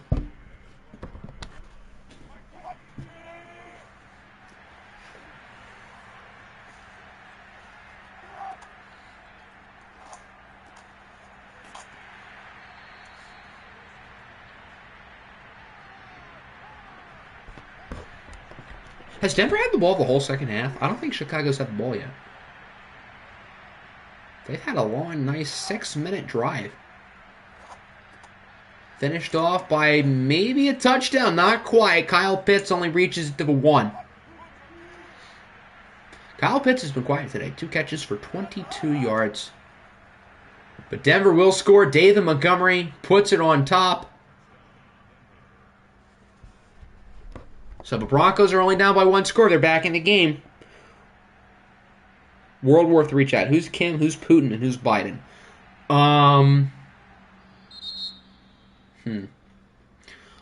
I feel like if it's a Hail Mary, let's say it is the Jets, Garrett would have to be Kim. Because if it's a Hail Mary, then it's a nuke. Who would Kim nuke? I guess they're close to Russia. So that would mean Nick would be Putin. And I guess me on the sidelines, I would be Big Joe.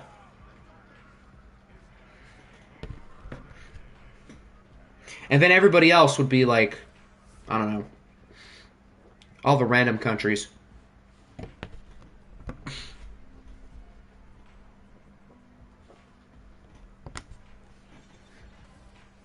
You'll have Kim and Putin arguing their egos out, and then you'll just have me sitting on the sideline enjoying the show.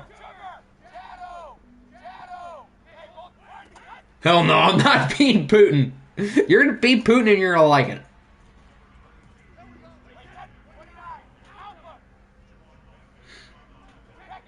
Jax can be Putin. Well, no, Jax would be Ukraine because you guys own him. And Russia will soon own Ukraine. So, yeah, Jax is whatever the Ukrainian dude's name is.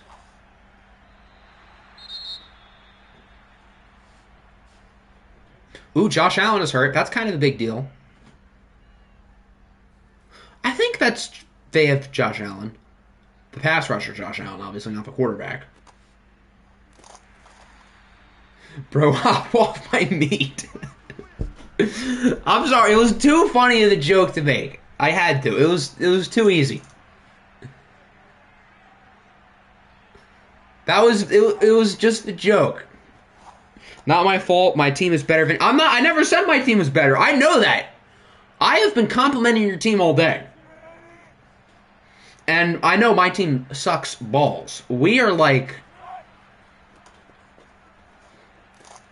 I don't know. We're just like... The Vikings are like Sweden or something. I don't know.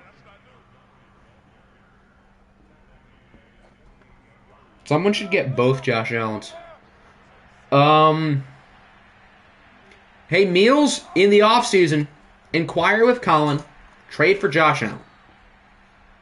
Although it is fun having them in the same division, because that means it's pretty easy to have Josh Allen sacking Josh Allen.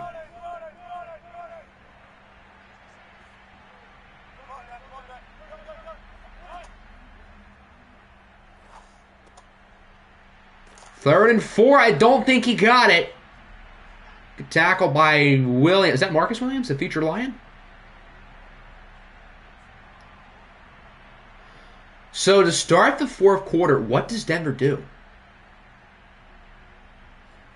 I would go for it. I would go for it here. I think they're a little bit less than the 50. But I would go for it. It's the playoffs. You got to be ballsy. Oh, well, they are. I didn't think they were. I was expecting them to punt it. And they got it. That's a good call. I thought they were going to punt it. Biden, because my team sucks just like him. Damn.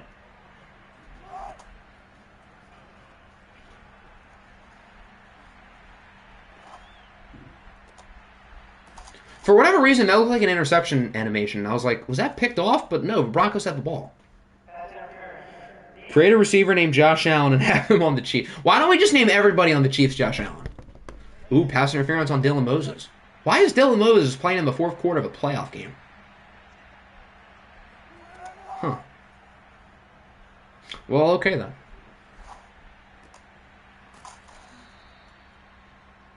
Russ is 24 for 25.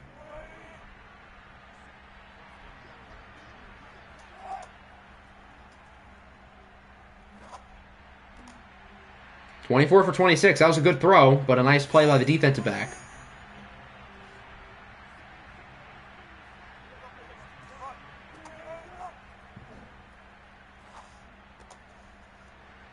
Okay. So, why was there nobody on either team on the left side of the end zone? David Montgomery just had that whole area to himself. He could have set up a beach chair, propped it down, got his sunglasses, and just enjoyed a nice little view in peace with nobody there. There was nobody around him. You got to have at least one guy in that area, right? You got to have one. So now the Broncos are up. They have all the momentum. But Tom Brady's on the other side. Although Tom Brady's at a quiet second half, it is Tom Brady. So this game very well still could go either way. Tom is in the zone. They have Christian McCaffrey, and they have burners. And Brady's immediately going to say, F it. Somebody's going to be open downfield. I'm going to have one of my speedsters get open. And that idea pays off. Jamison Williams brings it to the 18-yard line. If it wasn't clear already, Jax's strategy of just building a track team at wide receiver has honestly completely paid off. Jamison Williams and Mecole Hardman seemingly get 100 yards every watch game each. What's good, Lucas? Welcome in, my guy. Offensive Rookie of the Year. I'm not going to disagree. I voted him first place. Tom Brady's the real Rookie of the Year. Facts. Jamison Williams would have 0 yards this season if it weren't for Tom Brady. Actually, I guess minus the one game that Hector played and lost. So Christian McCaffrey gets the touchdown, and the Tigers are back up. The Tigers have more points than offensive snaps. It just said they had 11 runs and 19 passes. So that's 30 offensive plays and 31 points. That's pretty impressive. What a change of pace from the first game. I'm using the same sliders for both games, yet they've been totally different, other than the fact that they've both been close. But that first game, again, not the most exciting. This has been awesome. This has been a dogfight. The first game was no offense. The second game was no defense. So does that mean the third quarter is going to be like in the middle? Although every Browns watch game ends like 10-7. So, if I were to bet, although the Jets have had some good offensive performances in watch games, so I don't really know what to expect. With this game, it's whoever gets the ball last wins.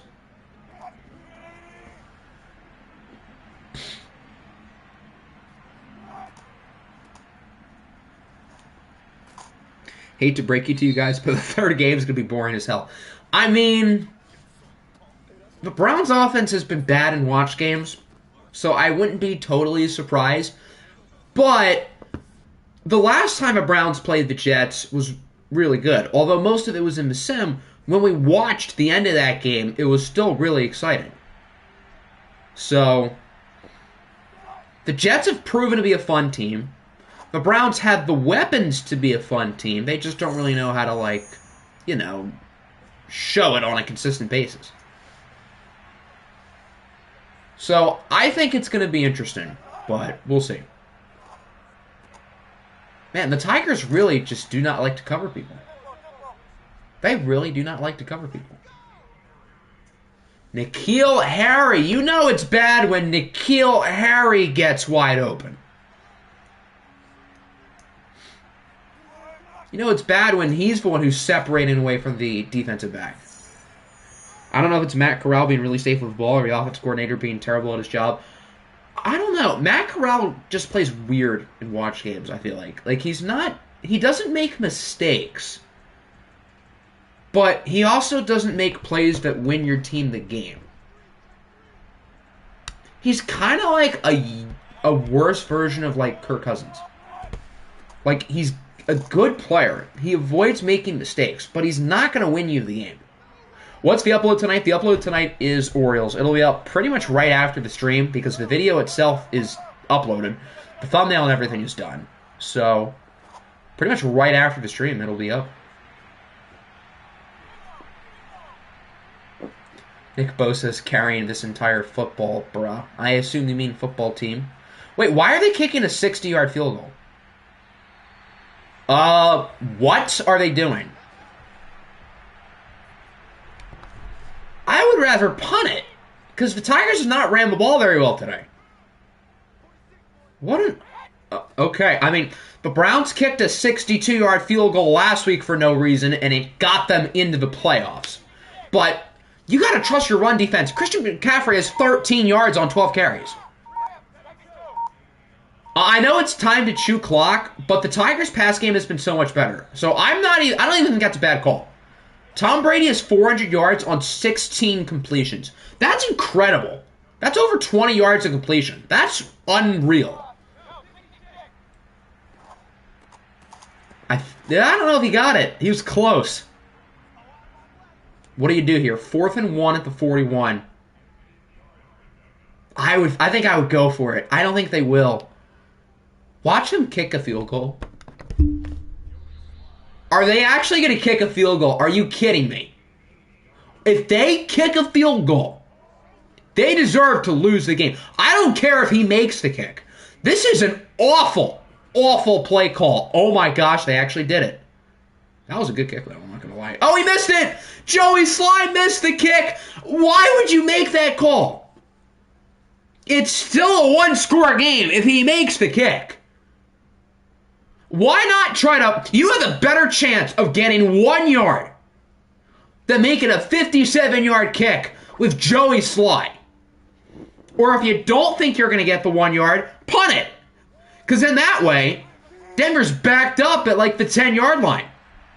Now all they need is probably about 20 yards and they're in field goal range. So yeah, it's like both teams canceled each other out with equally dumb decisions by both kicking field goals. I think the Tigers one's a little bit dumber, but still. Ross gets 22. They're already in field goal range. Why does Joey Sly turn into Caps Joey Sly every single time? Where is Enzo when you need him? Ross looks like he wants to take a shot. Oh, he's going to run with it. I know this has been a good game, and both teams have proven to be good today, but they both want to lose. Can we have teams who actually want to win move on, like the Minnesota Vikings? They want to win. They're just bad. There's a difference. These teams think their kickers are Will Lutz.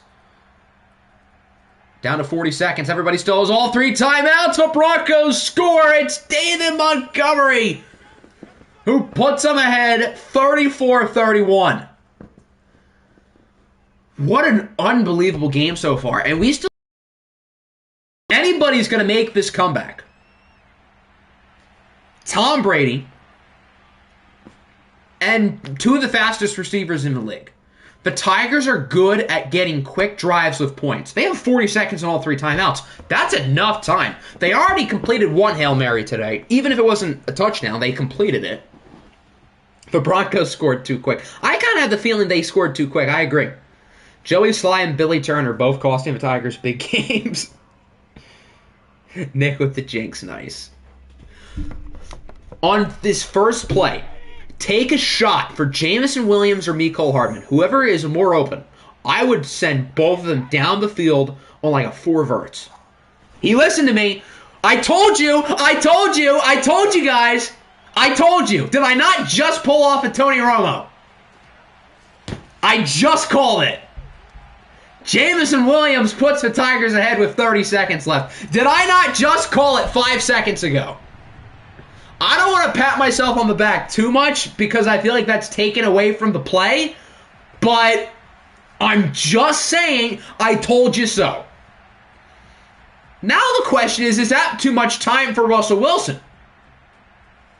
Because they still have 31 seconds and 3 timeouts. Oh my goodness. Mahomes got a field goal in 13 seconds. Brady got a touchdown in 8 seconds. Who's better? That's my GOAT. I can't believe I just said Tom Brady's the GOAT live on stream. I wish I didn't say that. Who's Russ's weapons? He has Kyle Pitts. He has Michael Thomas, but he might be injured. He has better weapons than the Tigers, but he doesn't have the burners that the Tigers do. He doesn't have players like Jamison Williams and Mecole Hardman who can just run by cornerbacks to get open. So yeah, someone needs to clip it. You have to also clip me where I say they need to do that. Oh, clip where I said I'm the GOAT. Oh, that's cute. As Denver immediately gets like 30. All they need is a field goal, keep in mind. I kind of hope this game does go into overtime just because it's been so wild. So just force feed it to Pitts. Just take a shot for Kyle Pitts. That's not Kyle Pitts. No way! They just scored with 17 seconds! This is unbelievable! What is happening? Pandemonium. I don't know what to say. I'm speechless. So now there's 17 seconds. The Tigers still... Nobody's used a timeout yet, okay? Nobody's called a timeout. That's Devontae Parker who scored the touchdown. All right, you know what the game plan should be? 4 verts.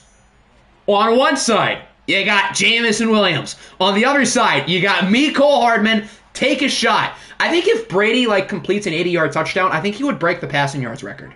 This might be the greatest OFL game of all time. It really might be.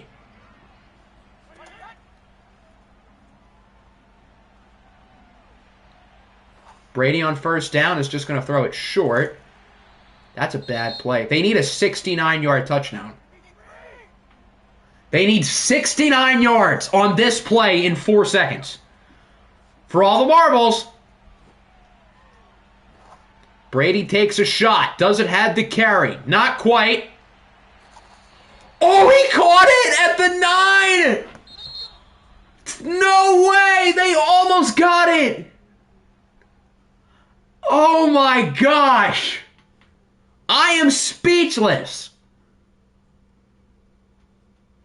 Tom Brady broke the passing yards record, by the way. He had 563 yards and lost, and now he's posing. I don't know what to say. I have no clue what to say. 563 passing yards, 13 rushing yards. They threw for 540 more yards than they ran it. Or 550. That is too funny. Oh my goodness. I don't know what to say. Tom Brady had a perfect passer rating. Russell Wilson was pretty close to perfect too. I don't know what to say. This is why the Tigers lost right here, by the way. This is not good. Jameson Williams, 6 catches, 261 yards. That's 43.5 yards a catch. What was Tom Brady's yards per completion? He had to have had like 25. That's 23.4 per attempt. 563 divided by 20. That's like 28. That's 28. Every completion averaged 28 yards. Jesus Christ. Yeah, I'm just going to spoil it right now, guys. Jameson Williams won Offensive Rookie of the Year in the landslide. Shocker. They really had the plan to trade McCaffrey before this. Well, get him out now. This game or the first Niners-Patriots OFL Bowl? I think the first Niners-Patriots OFL Bowl, you can make the case because of context. But if you take all context out, and if you're talking about just the game itself, this one. That game just happened to be a championship. But if you take all the context of the game out in a vacuum, this game was better. This, I think, was the greatest OFL game I've ever seen in my life. I can't think of like a pure game itself. The Niners is in OFL 20, not this year. OFL 20, like 2 years ago, with Lamar Jackson. So no. Siri, give me a whole number between 1 and 2. That would be 1. 1. So we're going to use our bucks. I don't know how we can keep going. Why did we make that game last? I don't know how we're supposed to do 2 more games now. Because now I feel like we're just going to be disappointed. Wish the OFL Bowl was on YouTube. Isn't it? Oh, would it have been on Twitch? I think that game was on Twitch. But I'm pretty sure I like screen recorded like the big plays and put them in like an OFL video. I could probably find that video, and then I can like put it in the server, and then you can like relive like the most important like minute of that game.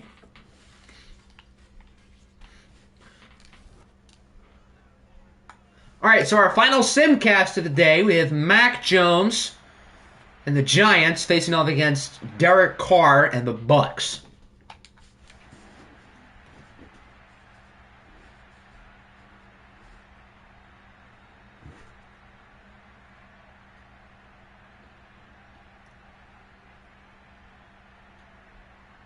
Okay, so we've got a blowout so far. The Giants are really playing well. No Saquon, no problem. Although the Bucs are making noise. Hold on. We're going to sim slower. The Bucs have tied it. We're going to sim for a little bit longer. They're just running it at ease. They're chewing a lot of clock, too. They've ran it every play. They have not thrown the ball once. I am loving this. What a drive. And they're going to kick the field goal. Okay, we're going to hop in. The Bucs have a minute and a timeout.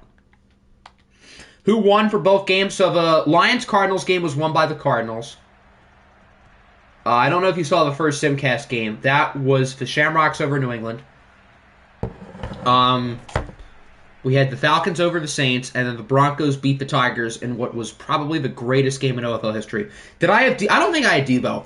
That team had my running back was Kareem Hunt. I know I had CeeDee Lamb. Obviously, Hakeem Butler was a tight end. Who are my other receivers? I had Antonio Gandy Golden later.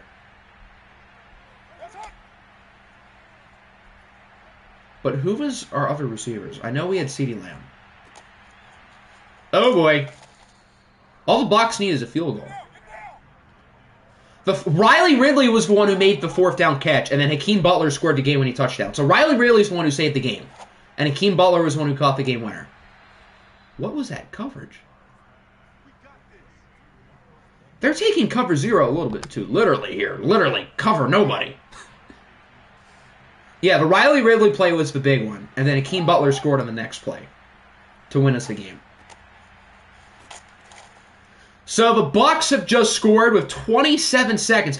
Oh God, it's Ebron. Oh, great. I have to see his face again. That makes me happy.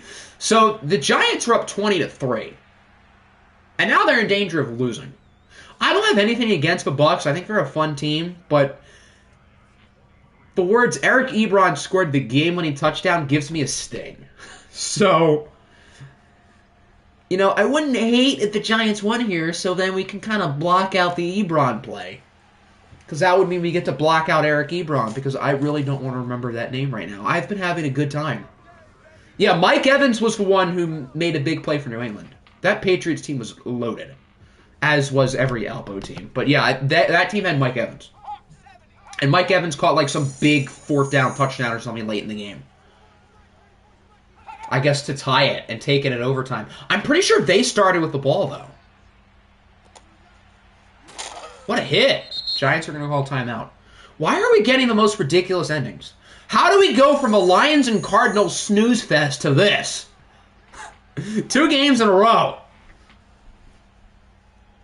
Here's Michael McCorkle-Jones, has all the time in the world. That wasted a lot of time, though, and should have been picked off. So now they need a Hail Mary. We almost had a Hail Mary win the previous game. Could we have one here? McCorkle doesn't have the strongest arm, but he should be able to get it 60 yards.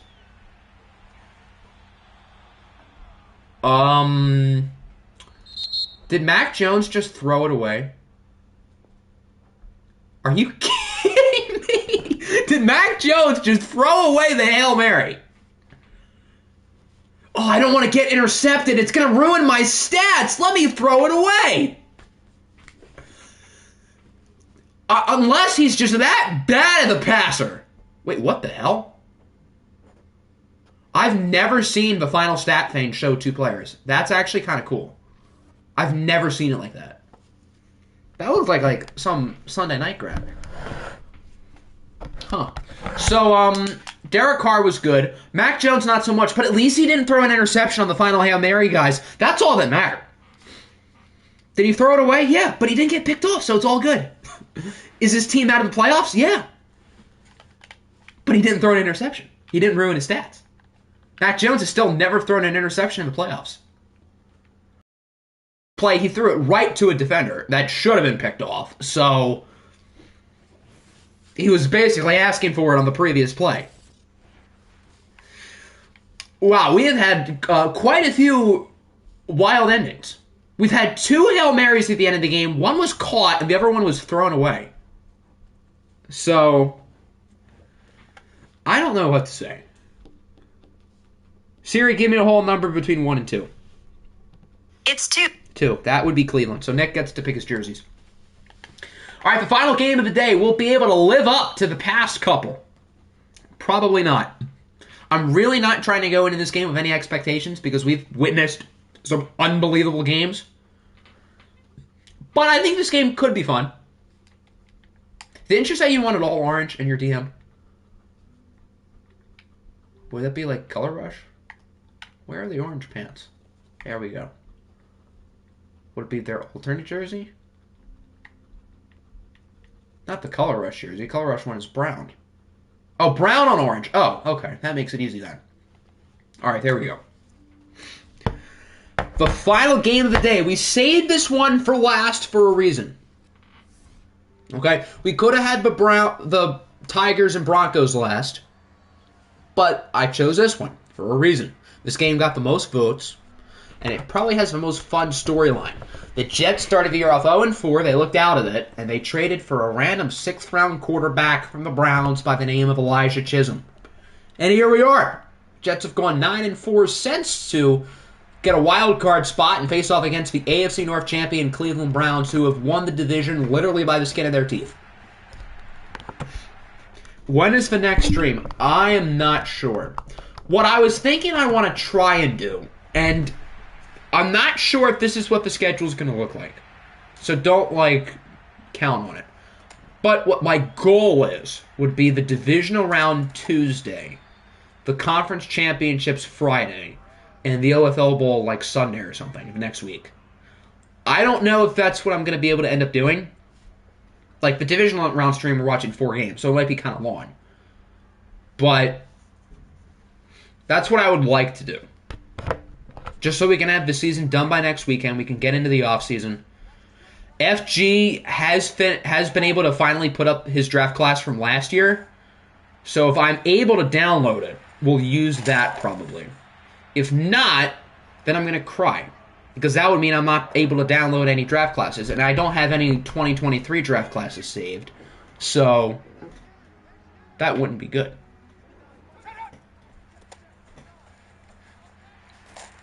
Quick start there. They got 40. Javonte with 10. I don't think I've seen Matt Corral throw it beyond like 15 yards in the first 3 quarters of the game all year. So are the Browns like finally trying to like, get creative?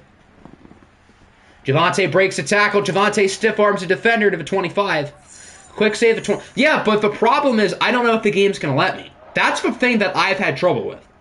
So if I can't download FG's draft class that he's finally been able to put up, I'm not going to be able to download a 2023 draft class. I still haven't been able to put any of the Eagles draft classes up either, which is a drag because I know people want to use them. So I'm probably going to try again tonight because I'm going to be on Madden because I have the Eagles episode to record for tomorrow. But it has not worked whenever I've tried to do it. So I really hope it will, but I have no idea. We still have plenty of time until the draft, but I'd obviously prefer to get it sooner than later, considering he already has it up and ready for me.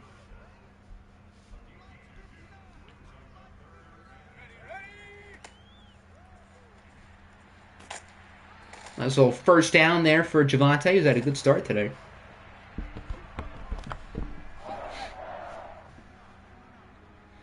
So with Denver and Dublin winning, the winner of this game plays against the Denver Broncos. We were robbed of another Nick Jax rematch because Russell Wilson threw 2 touchdowns in the final minute of the game. Or no, it's because Tom Brady scored too soon. He only scored in 8 seconds. He's just taking more time off the clock. But the Browns have to win this game first, and Matt Corral running backwards is not going to help their case, as Justin Madubuike gets to the quarterback. This offense is actually moving the ball downfield? What? What's happening? Okay, I think we got a little bit ahead of ourselves. Now Matt Corral throws the 2-yard check down on 3rd and 20. So not a bad drive for the Browns, but the Jets get a big stop. Huge sack by Madubuike. I'm excited to see what Elijah Chisholm can do in a playoff game against his old team. I have a weird feeling Chisholm's going to play really well. And I don't know why. I just have a weird feeling he's going to go off. Corral is a double agent.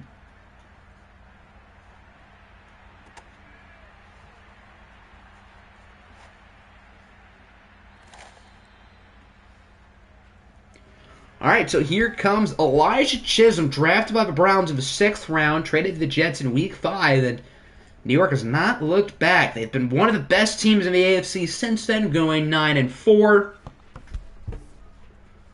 and are looking to keep it up here in the playoffs against the AFC North champion Browns.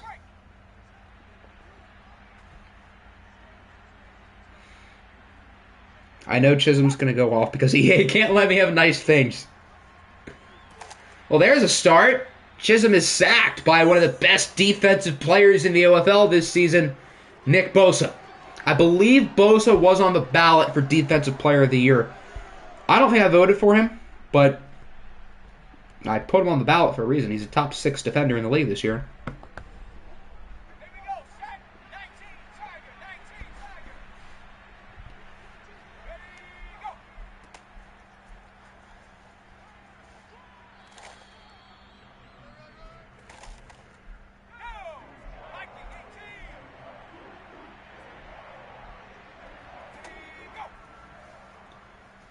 Third and 9, incomplete.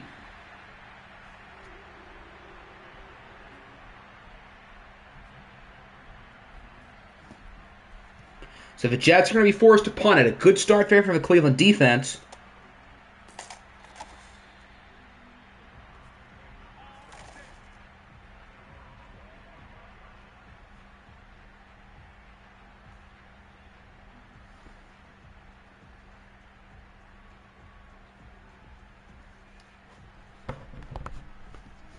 So the Browns are looking fairly solid early on.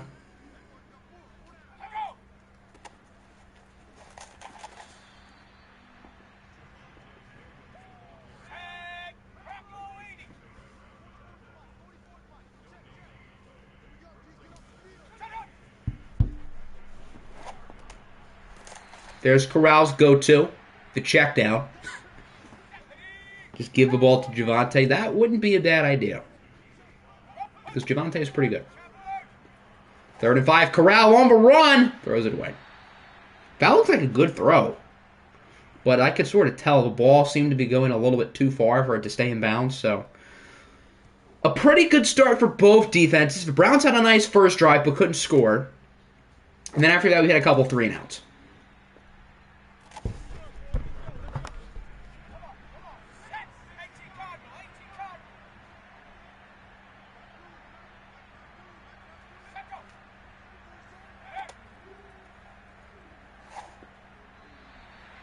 Incomplete.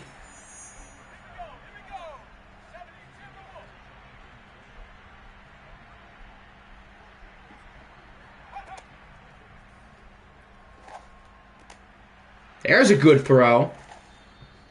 New York finally have a first down on the board. Who is that? Cole Turner. University of Nevada's finest. He had some nice hair at the combine. I didn't realize he had a cool hairdo, but Cole Turner has some nice hair. Yeah, Chisholm, keep throwing it to no one. Well, now he's finding people. There's Phelan.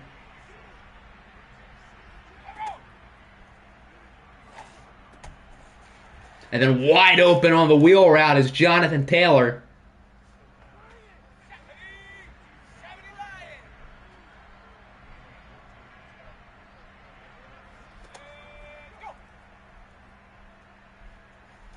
Chisholm now going to yeet it off his back foot. Wow, he was in bounds? First off, what a throw. Second of all, it didn't really look like Judy got it in. They're not even going to review it. From this angle, it did not look like he was in bounds. But regardless if he was or wasn't, that was an awesome throw. Chisholm's now going to run with it. Chisholm with a good game. Okay, I want to go back and see that Jerry Jeudy play. Because it really looked like he was not in bounds.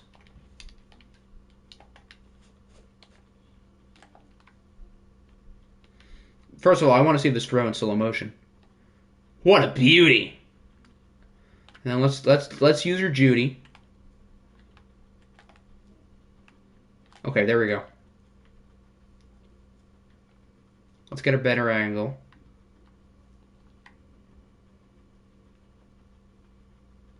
Oh, he was in! Wow. What a... Look, 1, 2. He's in. I don't want to see his butt. What an awesome job by Jerry Jeudy to keep the feet in. It did not look like he was in real time, but he was definitely in. That is one hell of a play. A-plus throw, A-plus catch. F coverage. Octi's camera work is giving me motion sickness. Well, we saw the play. That's all we needed. Sure enough, the Jets score on the first play of the second quarter. Jonathan Taylor with the touchdown.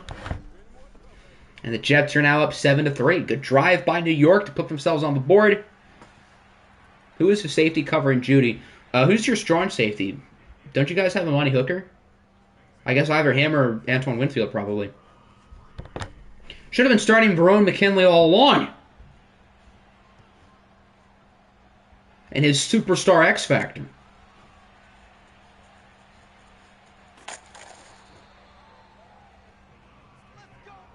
Yeah, it's probably Hooker, because I think Winfield would be your free safety. So I guess that's probably Hooker on the strong. So, Verone McKinley season. Should have been starting him all along.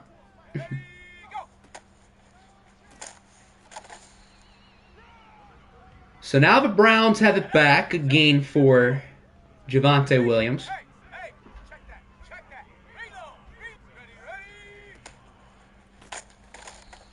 Javonte doesn't get anything there, though.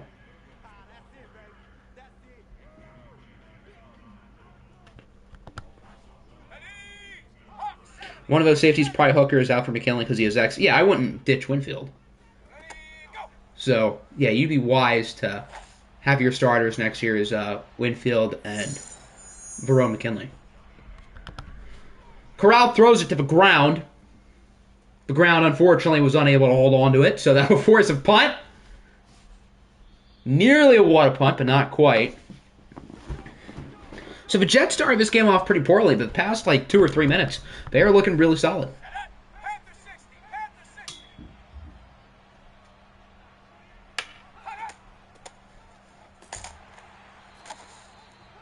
Hate Corral with a passion right now. You guys have Kyle Trask. If you win this game, you could start him in the divisional round against the Broncos.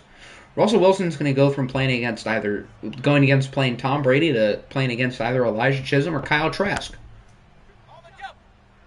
It's wild that Chisholm is better of those two. And Chisholm's probably better than Corral. I voted Chisholm as my second place Offensive Rookie of the Year winner over Matt Corral. So, pretty much I think Chisholm's better. Neither of them are better than the first place vote of mine, Jameson Williams, who had more receiving yards than either of these two will have passing yards in this wildcard round. What's the record for most receiving yards in a playoff game?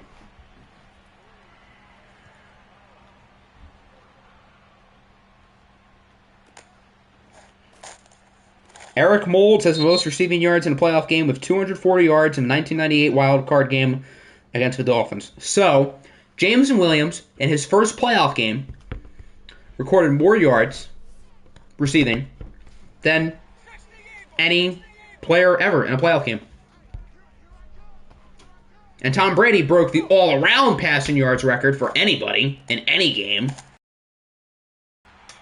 Wild that they both did that and they still lost. Good catch by Mr. Jalen Waddle.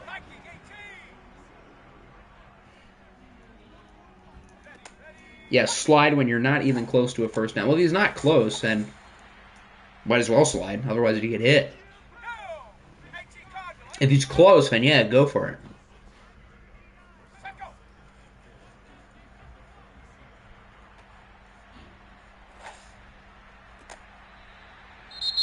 Who is covering him? Browns do have an injury, though. Well, it's not like anyone on their offensive line is good, so it doesn't really matter.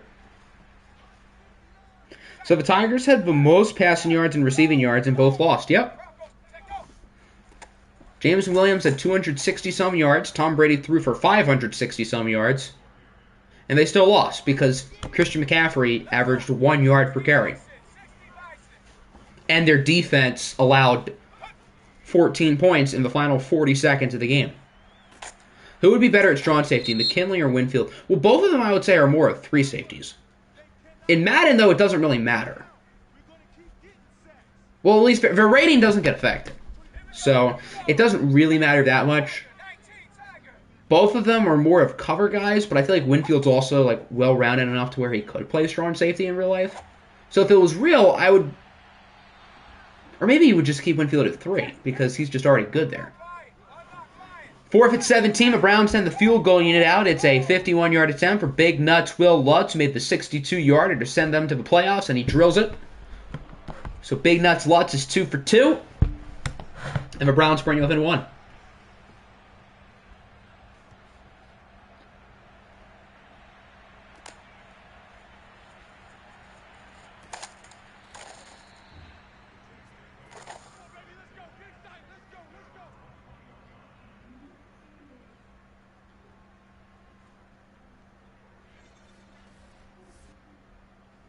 Browns are getting hammered by injuries today. Although it's not happening to like important players, but they've gotten at least like 3 or 4 injuries today. I guess EA is trying to come up with a reasonable excuse to keep Nick out of the playoffs.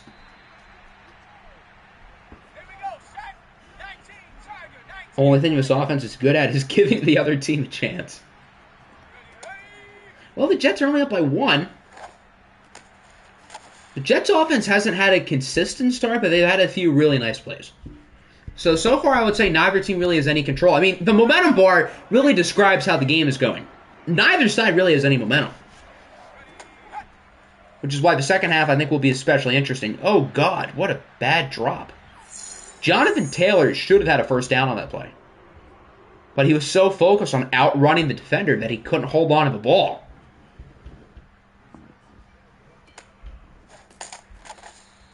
So Cleveland gets a lucky break. I don't believe the EA gives Nick a lucky break in a playoff game?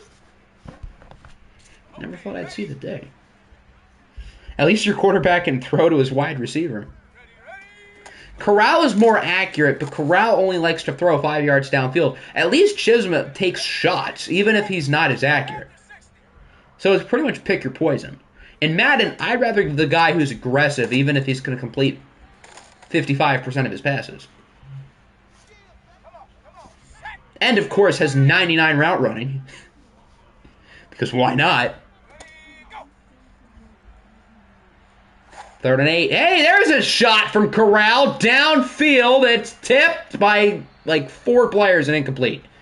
Jalen Waddle had the corner burned, but the safety comes in at the last minute to make the play. This entire offensive line is out. Yeah, your offensive line is pretty bad. You legit pylons. Why not just get 5 revolving doors? Just put Eric Flowers everywhere on the offensive line. Uchenna Nwosu is hurt for the Jets. That's not good. Heart attack. Both teams should have caught the ball. Waddle had it in his hands, but the Jets tipped it at least twice, too. Ooh, that could have been a pick 6. That was right in his mitts. So now the Jets get a lucky break. This has been a weirdly entertaining game so far. Like, the Lions-Cardinals game was, like, sloppy, but it wasn't entertaining. This has been fun. Let me get the clip real quick. David Ajabo with the sack, or as we actually know him as.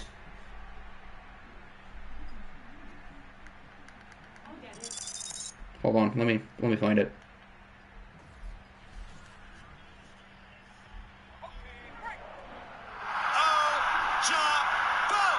Okay, there we go. I don't think Ajabo's gotten sacked in a watch game yet, so I haven't been prepared to do that. 3rd and 18, Chisholm's going to run, and he gets not much.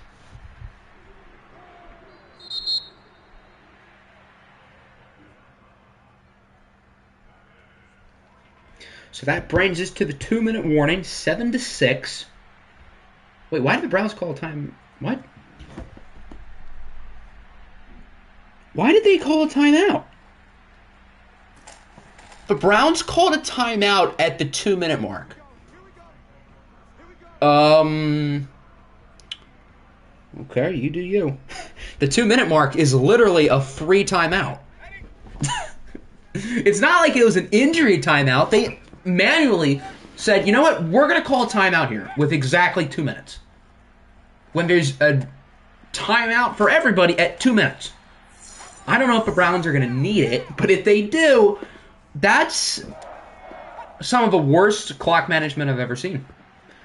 Corral with a shot downfield. Ooh, just overthrows Chase. Chase had the angle on the corner.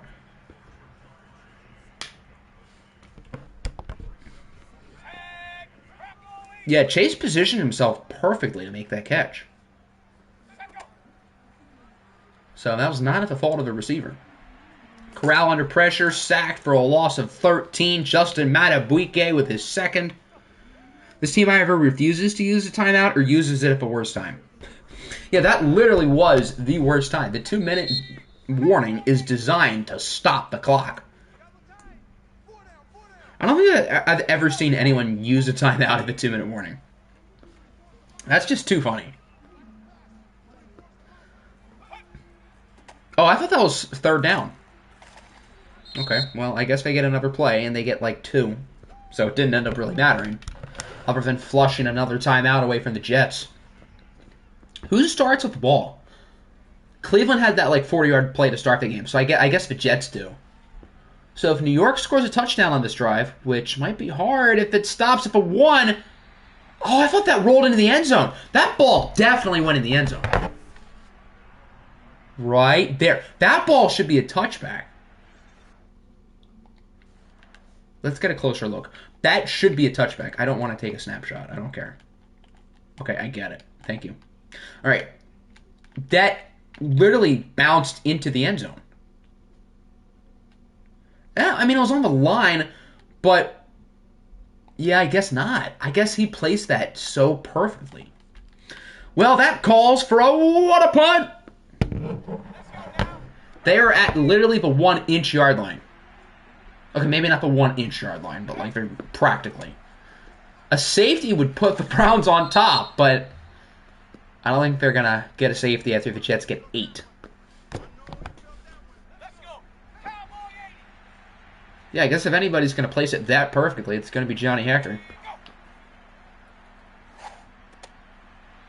You know, if the Jets scored a touchdown on first down, would that have been the longest offensive touchdown in NFL history?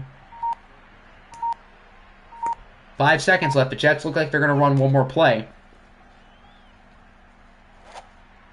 Yeah, one more check down.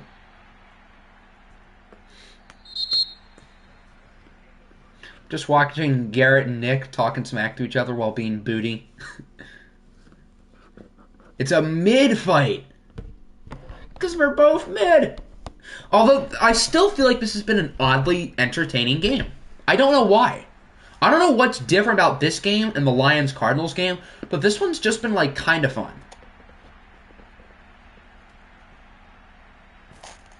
It's like watching AFC North football or Big Ten football in, like, some random November night. It's glorious. No faith in my team. Well, Garrett, I don't have faith in my team either. Guess what? One of you guys is going to win. You can't talk. I never said my team was better.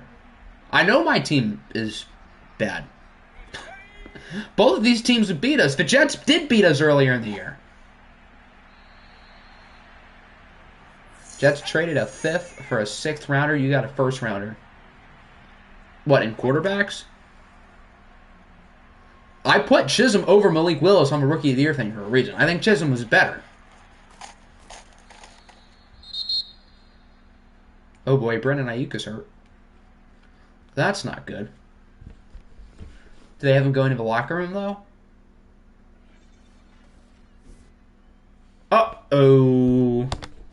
Whenever they're going to the locker room, that means he's at least out for the game and maybe longer. So that's not good news for the Jets. They do have 2 other good receivers with Judy and Thielen and Bryan Edwards and David Bell. But that's still a big loss. Not like Ayuk does anything ever. I mean, Ayuk did something. He got injured. That's doing something. It's just not doing something good. Oh, what a hit. Was that Antoine Winfield? Yeah, Antoine Winfield has a nasty hit stick animation. As I discovered in the Eagles episode, where Tykeem Keon got rocked. And that play was one of the 10,000 reasons that we lost the game. But Antoine Winfield and Jeremiah Owusu-Koramoah both have, like, unbelievable hit stick animations. And the fact that they're on the same team is kind of scary. What was the play call there? Was it holding? Yeah, on Manuel Hanya, the user.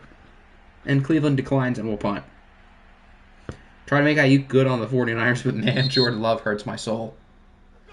Divine Diablo is now hurt. The injuries are... This is like the injury bowl. Now the Jets are starting to get killed by injuries. This game is horrendously beautiful.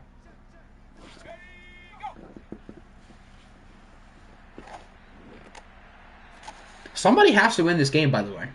Somebody's going to win. One of these teams is going to play the Broncos, who just played in, like, the greatest fight ever. The Broncos won while the other quarterback broke the passing yards record. So clearly, you know, they're up for business. If Cleveland wins, the game would be in Cleveland. If the Jets win, the game would be in Denver. And if the Jets win this game, all 3 AFC wildcard teams will have won. We've already had 3 wildcards win today. Dublin and Denver, obviously, and then the Bucs. They're a wildcard. They won. So the NFC East is out. The AFC South is out. And the AFC East isn't, because we still have the Jets.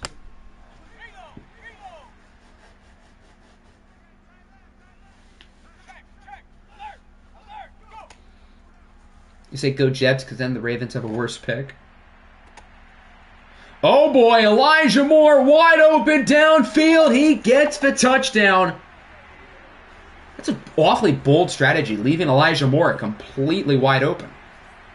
But there you go. Elijah Moore with, I don't know how many yards that was. Where do they have the ball? 68 yards, 1 yard away from the magic number. Now they're going for 2. Trying to get a clean 7-point lead. Corral backing up in the pocket. What is he doing? That offensive line is brutal. There were 4 guys in the backfield. I don't know if you guys saw. Go back to the end of the play. There's like 4 offensive linemen who are looking back at the pass rushers who beat them to get to the quarterback. That's not Matt Corral should have got rid of it. But that play is not all Matt Corral. The blocking on that play was yuck.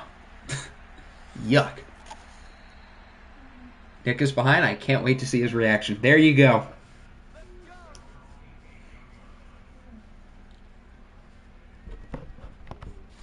At first, I thought you said I was behind, and I'm thinking, what the hell?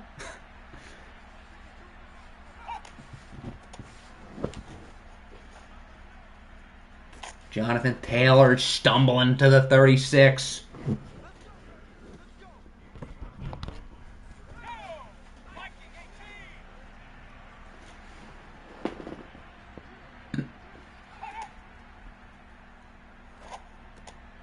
Ooh, that could have been intercepted, low-key.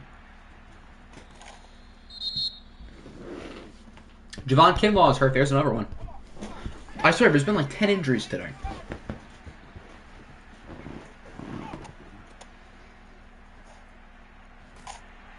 Taylor breaks the tackle. I don't know if you guys saw 69 just destroy Antoine Whitfield. I guess that's Manuel Hunya. I think Hunya's 69. Davis ran away from the ball. Chisholm has really tried to get Jonathan Taylor going in the receiving game, and it hasn't really worked. But he did on that play.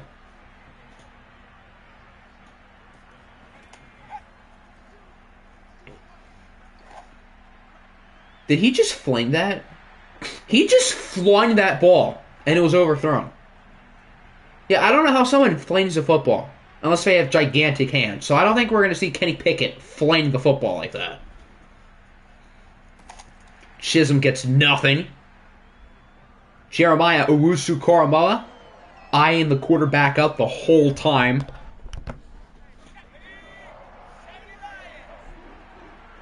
And, well, Jeremiah Owusu-Koramoah, like Elijah Chisholm, is pretty fast. 3rd and 9, Chisholm up the middle, incomplete. Try to get it to Thielen, it looked like. They're going to go for the field goal. Honestly, I would punt it. I don't remember who their kicker is. I don't think he got it. No. The Browns' offense hasn't been very good, so I would still trust the defense. Starting from like the 15-yard line is a lot different than starting at the 44. So that's a big miss.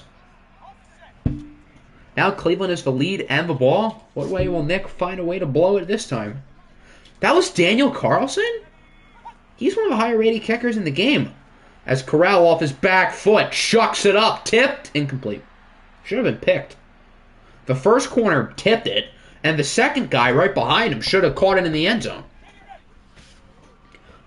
What happened in your game? You guys got the ball back with about a minute to go, down by 3, and scored a game-winning touchdown. You guys won and are playing the Seahawks in the second round. Yeah, 27-23.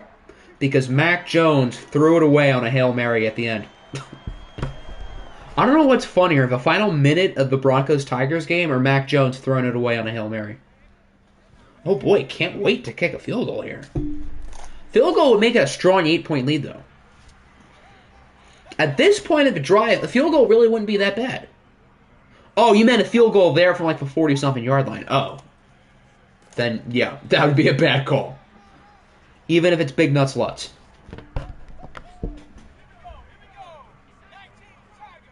I think the Mac Jones play was funnier, but the other game was more hard to believe. Because I could see Madden doing something stupid. Like throwing away a Hail Mary at the end of the game, or calling a timeout right at the 2-minute warning.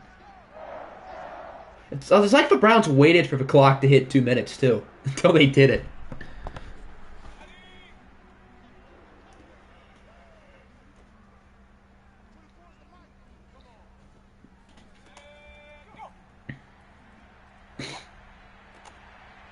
Here's Elijah Moore again. Moore scored earlier, nearly gets another one. I think Moore only has the 2 catches, but they've been 2. Oh, he has 3. As Jamar Chase is hyping his fans on the sideline, although he should probably be in the game instead of on the sideline. First and goal. Here's Corral looking for the end zone. It's caught for a touchdown by Jalen Waddle, who's not waddling like a duck. If he waddles like a duck and he quacks like a duck, he's probably a duck.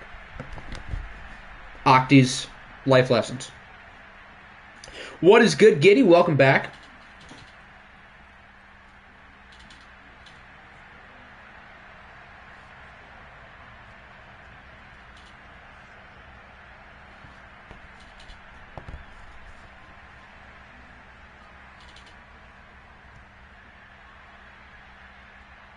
Octi's powers goes out. Oop, gotta redo the game. I don't think I've ever had my power go out during an OFL stream, so I've never thought about that. But now that you say that, what the hell would we do? Because it wouldn't really be fair to the Jets to hand Cleveland the win. But on the flip side, it wouldn't really be fair to Cleveland to restart the game. There's a chance it would still save, though. If it was MLB The Show, I don't think it would. But with Madden, even if I were to close out of my PlayStation, I think the game would still save. There's a chance it would load in and something would be wrong. But I think it would still probably be okay with Madden. So yeah, I think the game would save. If it didn't, though, that'd be funny. What if, it was 28-0 or something? Nick is winning, the power's out, we go back and replay it, and Nick lost. That'd be worse than the Hail Mary. Chisholm with a nuke downfield here on 3rd and 9. Oh my goodness, Phelan left him in the dust. He made Jeff Okudah look like burnt toast. Not to mention, Phelan caught that with one hand. He burned Okudah and caught it with one hand. This is why I traded Elijah Chisholm to the Jets. Yeah, you kind of put that message at a bad time. I know you meant to put that for the previous play, but I'm only just saying it now. Which is perfect. Well, Octi, be careful saying nuke down. Oh, you're right.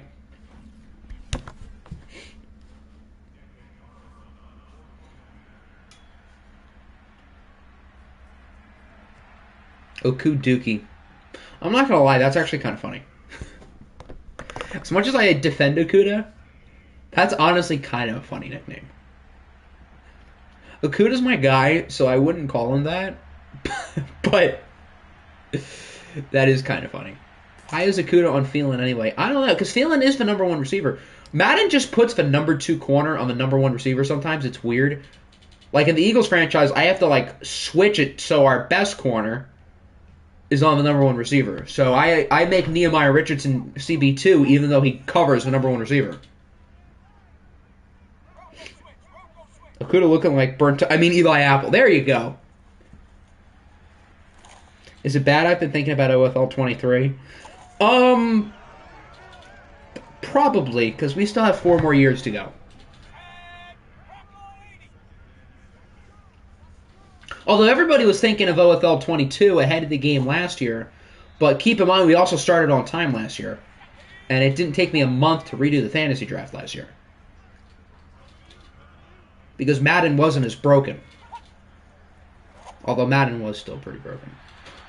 3rd and 6, incomplete. Oh boy, this has been a pretty bad 4th quarter so far for the Browns. We're already a minute in. The Jets have already scored, and the Browns have already got a 3-and-out. So New York still has plenty of time to pull off what would be a pretty impressive comeback.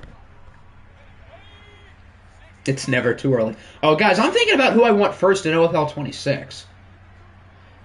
Maybe I go with Bryce Young, but, Arch Manning, he looks really tempting with my first overall pick. Yeah, I call dibs on Arch Manning in OFL 26. I'm kidding, obviously, but imagine if we just called dibs on players 5 years down the future. You know what? I'm salty I didn't get Jeremiah Owusu-Koramoah this year, so I'm getting him in 23, 24, 25, 26, 27, 28, all the OFLs until OFL 69. And then somebody else can have him. That could have been real bad. Chisholm is 10 of 23. Huh. So the Browns force a 3 and out. Jets are going to punt it. How cheap would Okudah be to trade for in the offseason? I mean, the Browns do have some other good corners, so who knows? Ooh, what a punt! Down at the 3. We've had 2 punts inside the 3 today. Called dibs on Tom Brady in OFL 31. I was really thinking, if running backs aren't broken next year, what position do I go? You think Madden's going to change their sim engine, though? You think Madden's going to change it? I don't think so. So, just pick your running back in the first round. Make sure he's not injury prone, because if not for Antonio Gibson getting injured, I genuinely think we had a chance of playing today. Running backs in the OFL are like quarterbacks in real life. You need a good one, and if your good one's hurt, then you're screwed. That was a nice throw. Jamie Collins is now hurt. Before, we weren't seeing 2,000 yards consistently. Yeah, but a lot of that's part of the 17th game, and X-Factor running backs have always been pretty cheesy anyway. They've just been getting... It seems like they've been getting the ball more in Madden 22 Sim.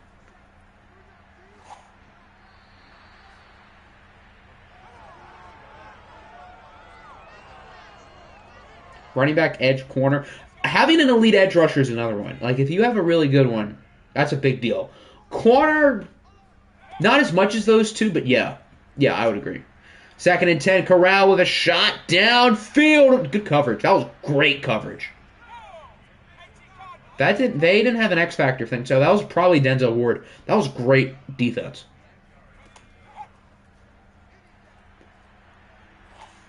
Third and 10. There's our annual Matt Corral check down. And it goes for 4. This totally isn't biased or anything, but they should give DeAndre Swift the ball more. Just saying.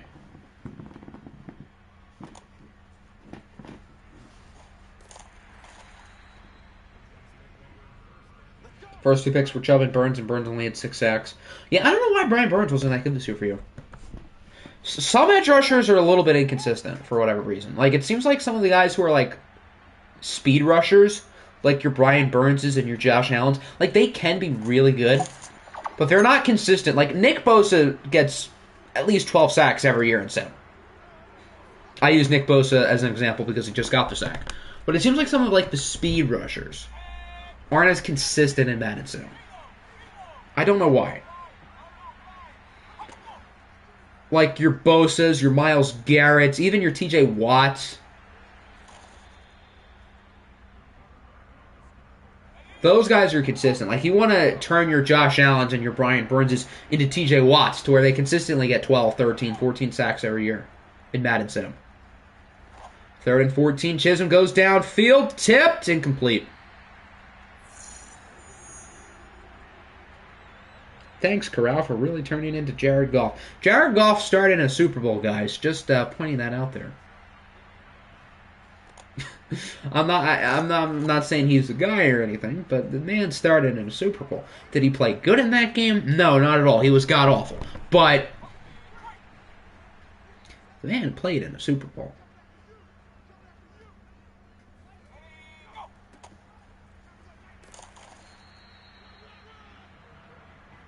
Speaking of, I'm just realizing now that the Lions have won more playoff games in OFL 22 than they did in all of OFL 21.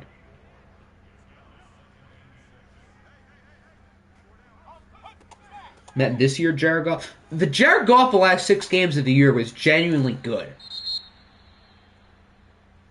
So, like, October Jared Goff, yeah. Yeah. But Goff, the final 6 games of the year, was honestly a top half of the league quarterback. Ooh, Jalen Waddle's going to the locker room. Uh-oh. I don't want Jared Goff to give me hope because I know it's not going to work out. but he was pretty good at the end of the year. Most of which was when that guy, DeAndre Swift, wasn't even playing. Stop injury, my players, damn it. They made the playoffs more than the OFL 21 lines. That's also true. Poor IT, man. Poor guy. And here in OFL 22, he's on the worst team in the league. Poor guy. So we've got another punt. This could be the Jets' last shot. Are we going to get another one? Ooh, that was close. So the Jets have had a ton of opportunities in fourth quarter to take the lead. They've been unsuccessful. But on the flip side, the Browns have had opportunities to chew some clock and ice the game, and they haven't been successful. One of those two sides has to be successful in the next 3 minutes. So can the Jets drive down the field even with Nick Bosa in the zone? Or will Cleveland's defense get one more stop? Although even if Cleveland does get a stop, that doesn't mean the game's over, because they still have to chew clock. 2nd and 10, Chisholm scrambling to the right side. That's dangerous with Bosa, but it works out as he gets the first and runs out of bounds. What is my NFL team? My NFL team is the Detroit Lions, unfortunately.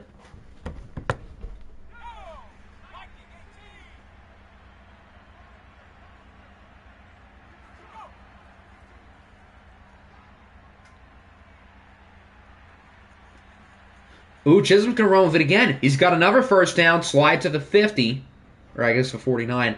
So that'll probably bring us to the 2-minute warning. I don't think they're going to have time for another play. All right, with 2 minutes to go, either team can win, but Browns are up by 5. They've had the lead for, well, really the entire second half. But the Jets still have a shot. The goofball himself. Yup. Okay, that was a pretty bad play. But New York still has all 3 timeouts, so they still have plenty of time. Why is their right tackle turning into Orlando Pace versus in the zone Bosa? Well, now it's just Orlando Pace against Bosa, because he is no longer in the zone, which is a huge break for the Jets. 3rd and 10, Chisholm connects with his receiver for a first down. That was a good route. Nice little move after the catch, and a good pass by Elijah Chisholm, obviously. Now at the 37, Chisholm's going to run with it again. It seems like he trusts his legs on this drive. Took a hit. Brian Edwards is hurt in the end zone. Why are there so many injuries in this game specifically? I have not touched any of the sliders today. There weren't like a ridiculous amount in the first 2 games, as Brian Edwards is limping to the locker room. So now the Jets are without 2 of their best receivers. The Jets still have a ton of depth at wide receiver, so having someone like David Bell in the second round finally pays off now. Under pressure from a Jawbo, nearly intercepted. 14, had it right in his hands. Surtain's turning into the apple at the worst time. They got another one. Lions could be decent next year if the goofball plays okay, and then get a good draft pick. And then C.J. Stroud's coming home. Unless the goofball plays like 2018, then no. Then we don't want C.J. Stroud. Incomplete again. The Jets, those 2 plays weren't worst case for them, because at least they were quick. Although time's really not an issue, though. They have 2 timeouts in 42 seconds. They just need downs. Is Chisholm going to run with it again? He is. And he gets 3. So this is it. 4th and 7 for the ball game, because they only have 2 timeouts. Chisholm scrambling to the left side. He's going to try to run for the first down. I think he got it. Oh, they say he didn't! He was well beyond the first down marker. Are you kidding? Wait, why is Cleveland in shotgun? There's 12 seconds. I genuinely thought Javonte Williams was going to fumble there, because the Browns have no reason to run another play. The game's over. Now they're going to need it. I genuinely thought Elijah Chisholm had that first down. That's got to sting. As the Browns need it one more time. I thought he got it. We can take a look at the replay, although since there's no first down marker, it'll be kind of hard to tell. But I thought in real time he got it. The Jets still had those 2 timeouts. So they could have absolutely called one. And then you need like 15 yards. So in one of the weirder playoff games you'll see,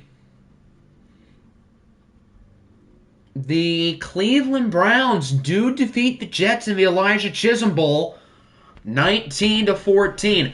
This game was weirdly and in an ugly way beautiful. They won't even let us see the replay. Madden's trying to hide that they rigged it. Although, why would Madden rig a playoff game for Nick? That doesn't make sense. It's about time I get a break on a playoff game. That's fair, but Garrett doesn't deserve for it to happen against him. Although, does anybody really deserve it to have to go against them? Looking at the numbers, Matt Corral was... I don't think he was as good as 117.4 QB rating suggests. But he had some good throws, and he avoided mistakes. So overall, pretty good playoff debut for Corral.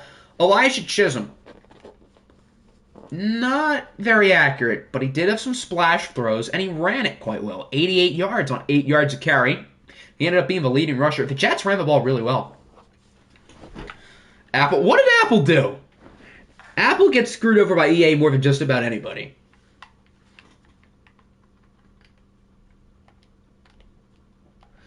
All right, so our wacky wild card round has been completed. 6 teams are moving on. 6 teams are donezo. It's funny. If that's your reasoning for it, then I can't really get upset. All right, let's take a look at the new look playoff bracket. So we had the Shamrocks upset New England. The Lions actually won a home playoff game. I've never seen that in my lifetime. The Falcons beat the Saints in an exciting matchup. Whatever the hell this game was. Mac Jones throwing it away on a Hail Mary. And the yards marker being blind against Elijah Chisholm. So, quite the week, if you ask me. Corral manipulates the numbers to make himself look good. He doesn't throw interceptions. I don't think I've seen him throw a pick in a watch game, which is kind of a big deal. Ooh! What is this? Playoff Blizzard. Normally I don't do the scenarios in OFL, but I kind of do want a Blizzard.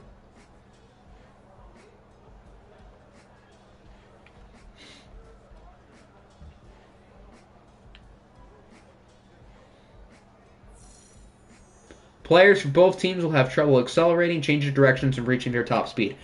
As I learned from the Eagles series, players lose about -4 speed, -4 excel, and -4 change of direction. And that goes for all players. It probably will be a Blizzard. Sometimes it's not, but usually Madden gets it right. Not always. But yeah, let's look at Nick Bosa, for example. -4 speed, -4 excel, -4 agility. And then change of direction, I guess, isn't one of his core stats, but -4. You've won a playoff game in your first try in OFL 20, 21, and 22, yet you've still never gotten past the divisional round. Yeah. It's like I never left Toronto.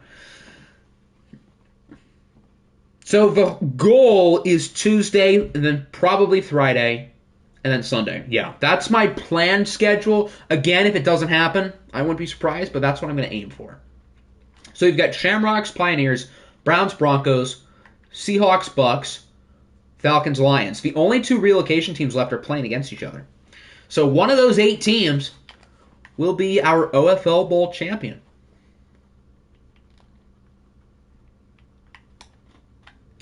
Let's take a look at the injuries. So Jalen Waddle broke his ribs.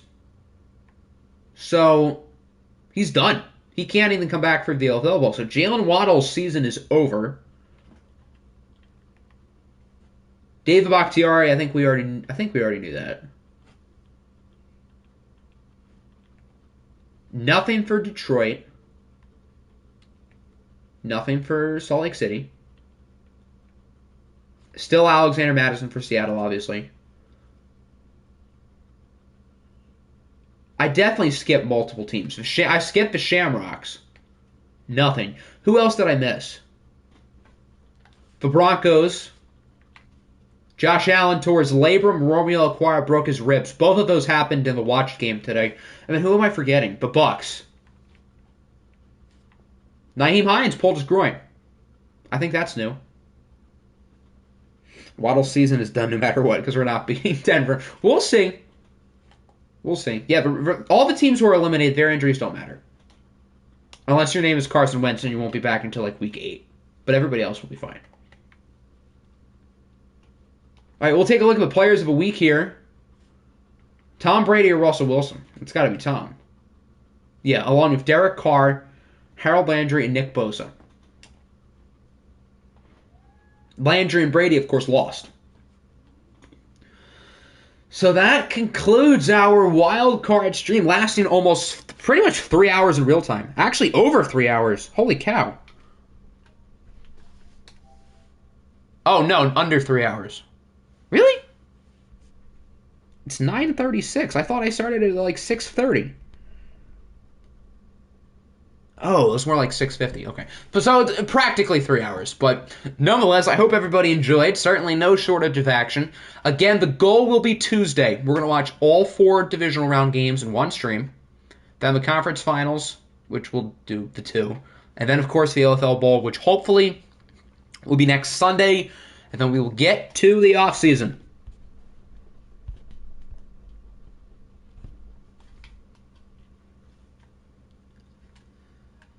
So, yeah, I hope everybody enjoyed, and we'll be back hopefully on Tuesday. So, yeah, peace out.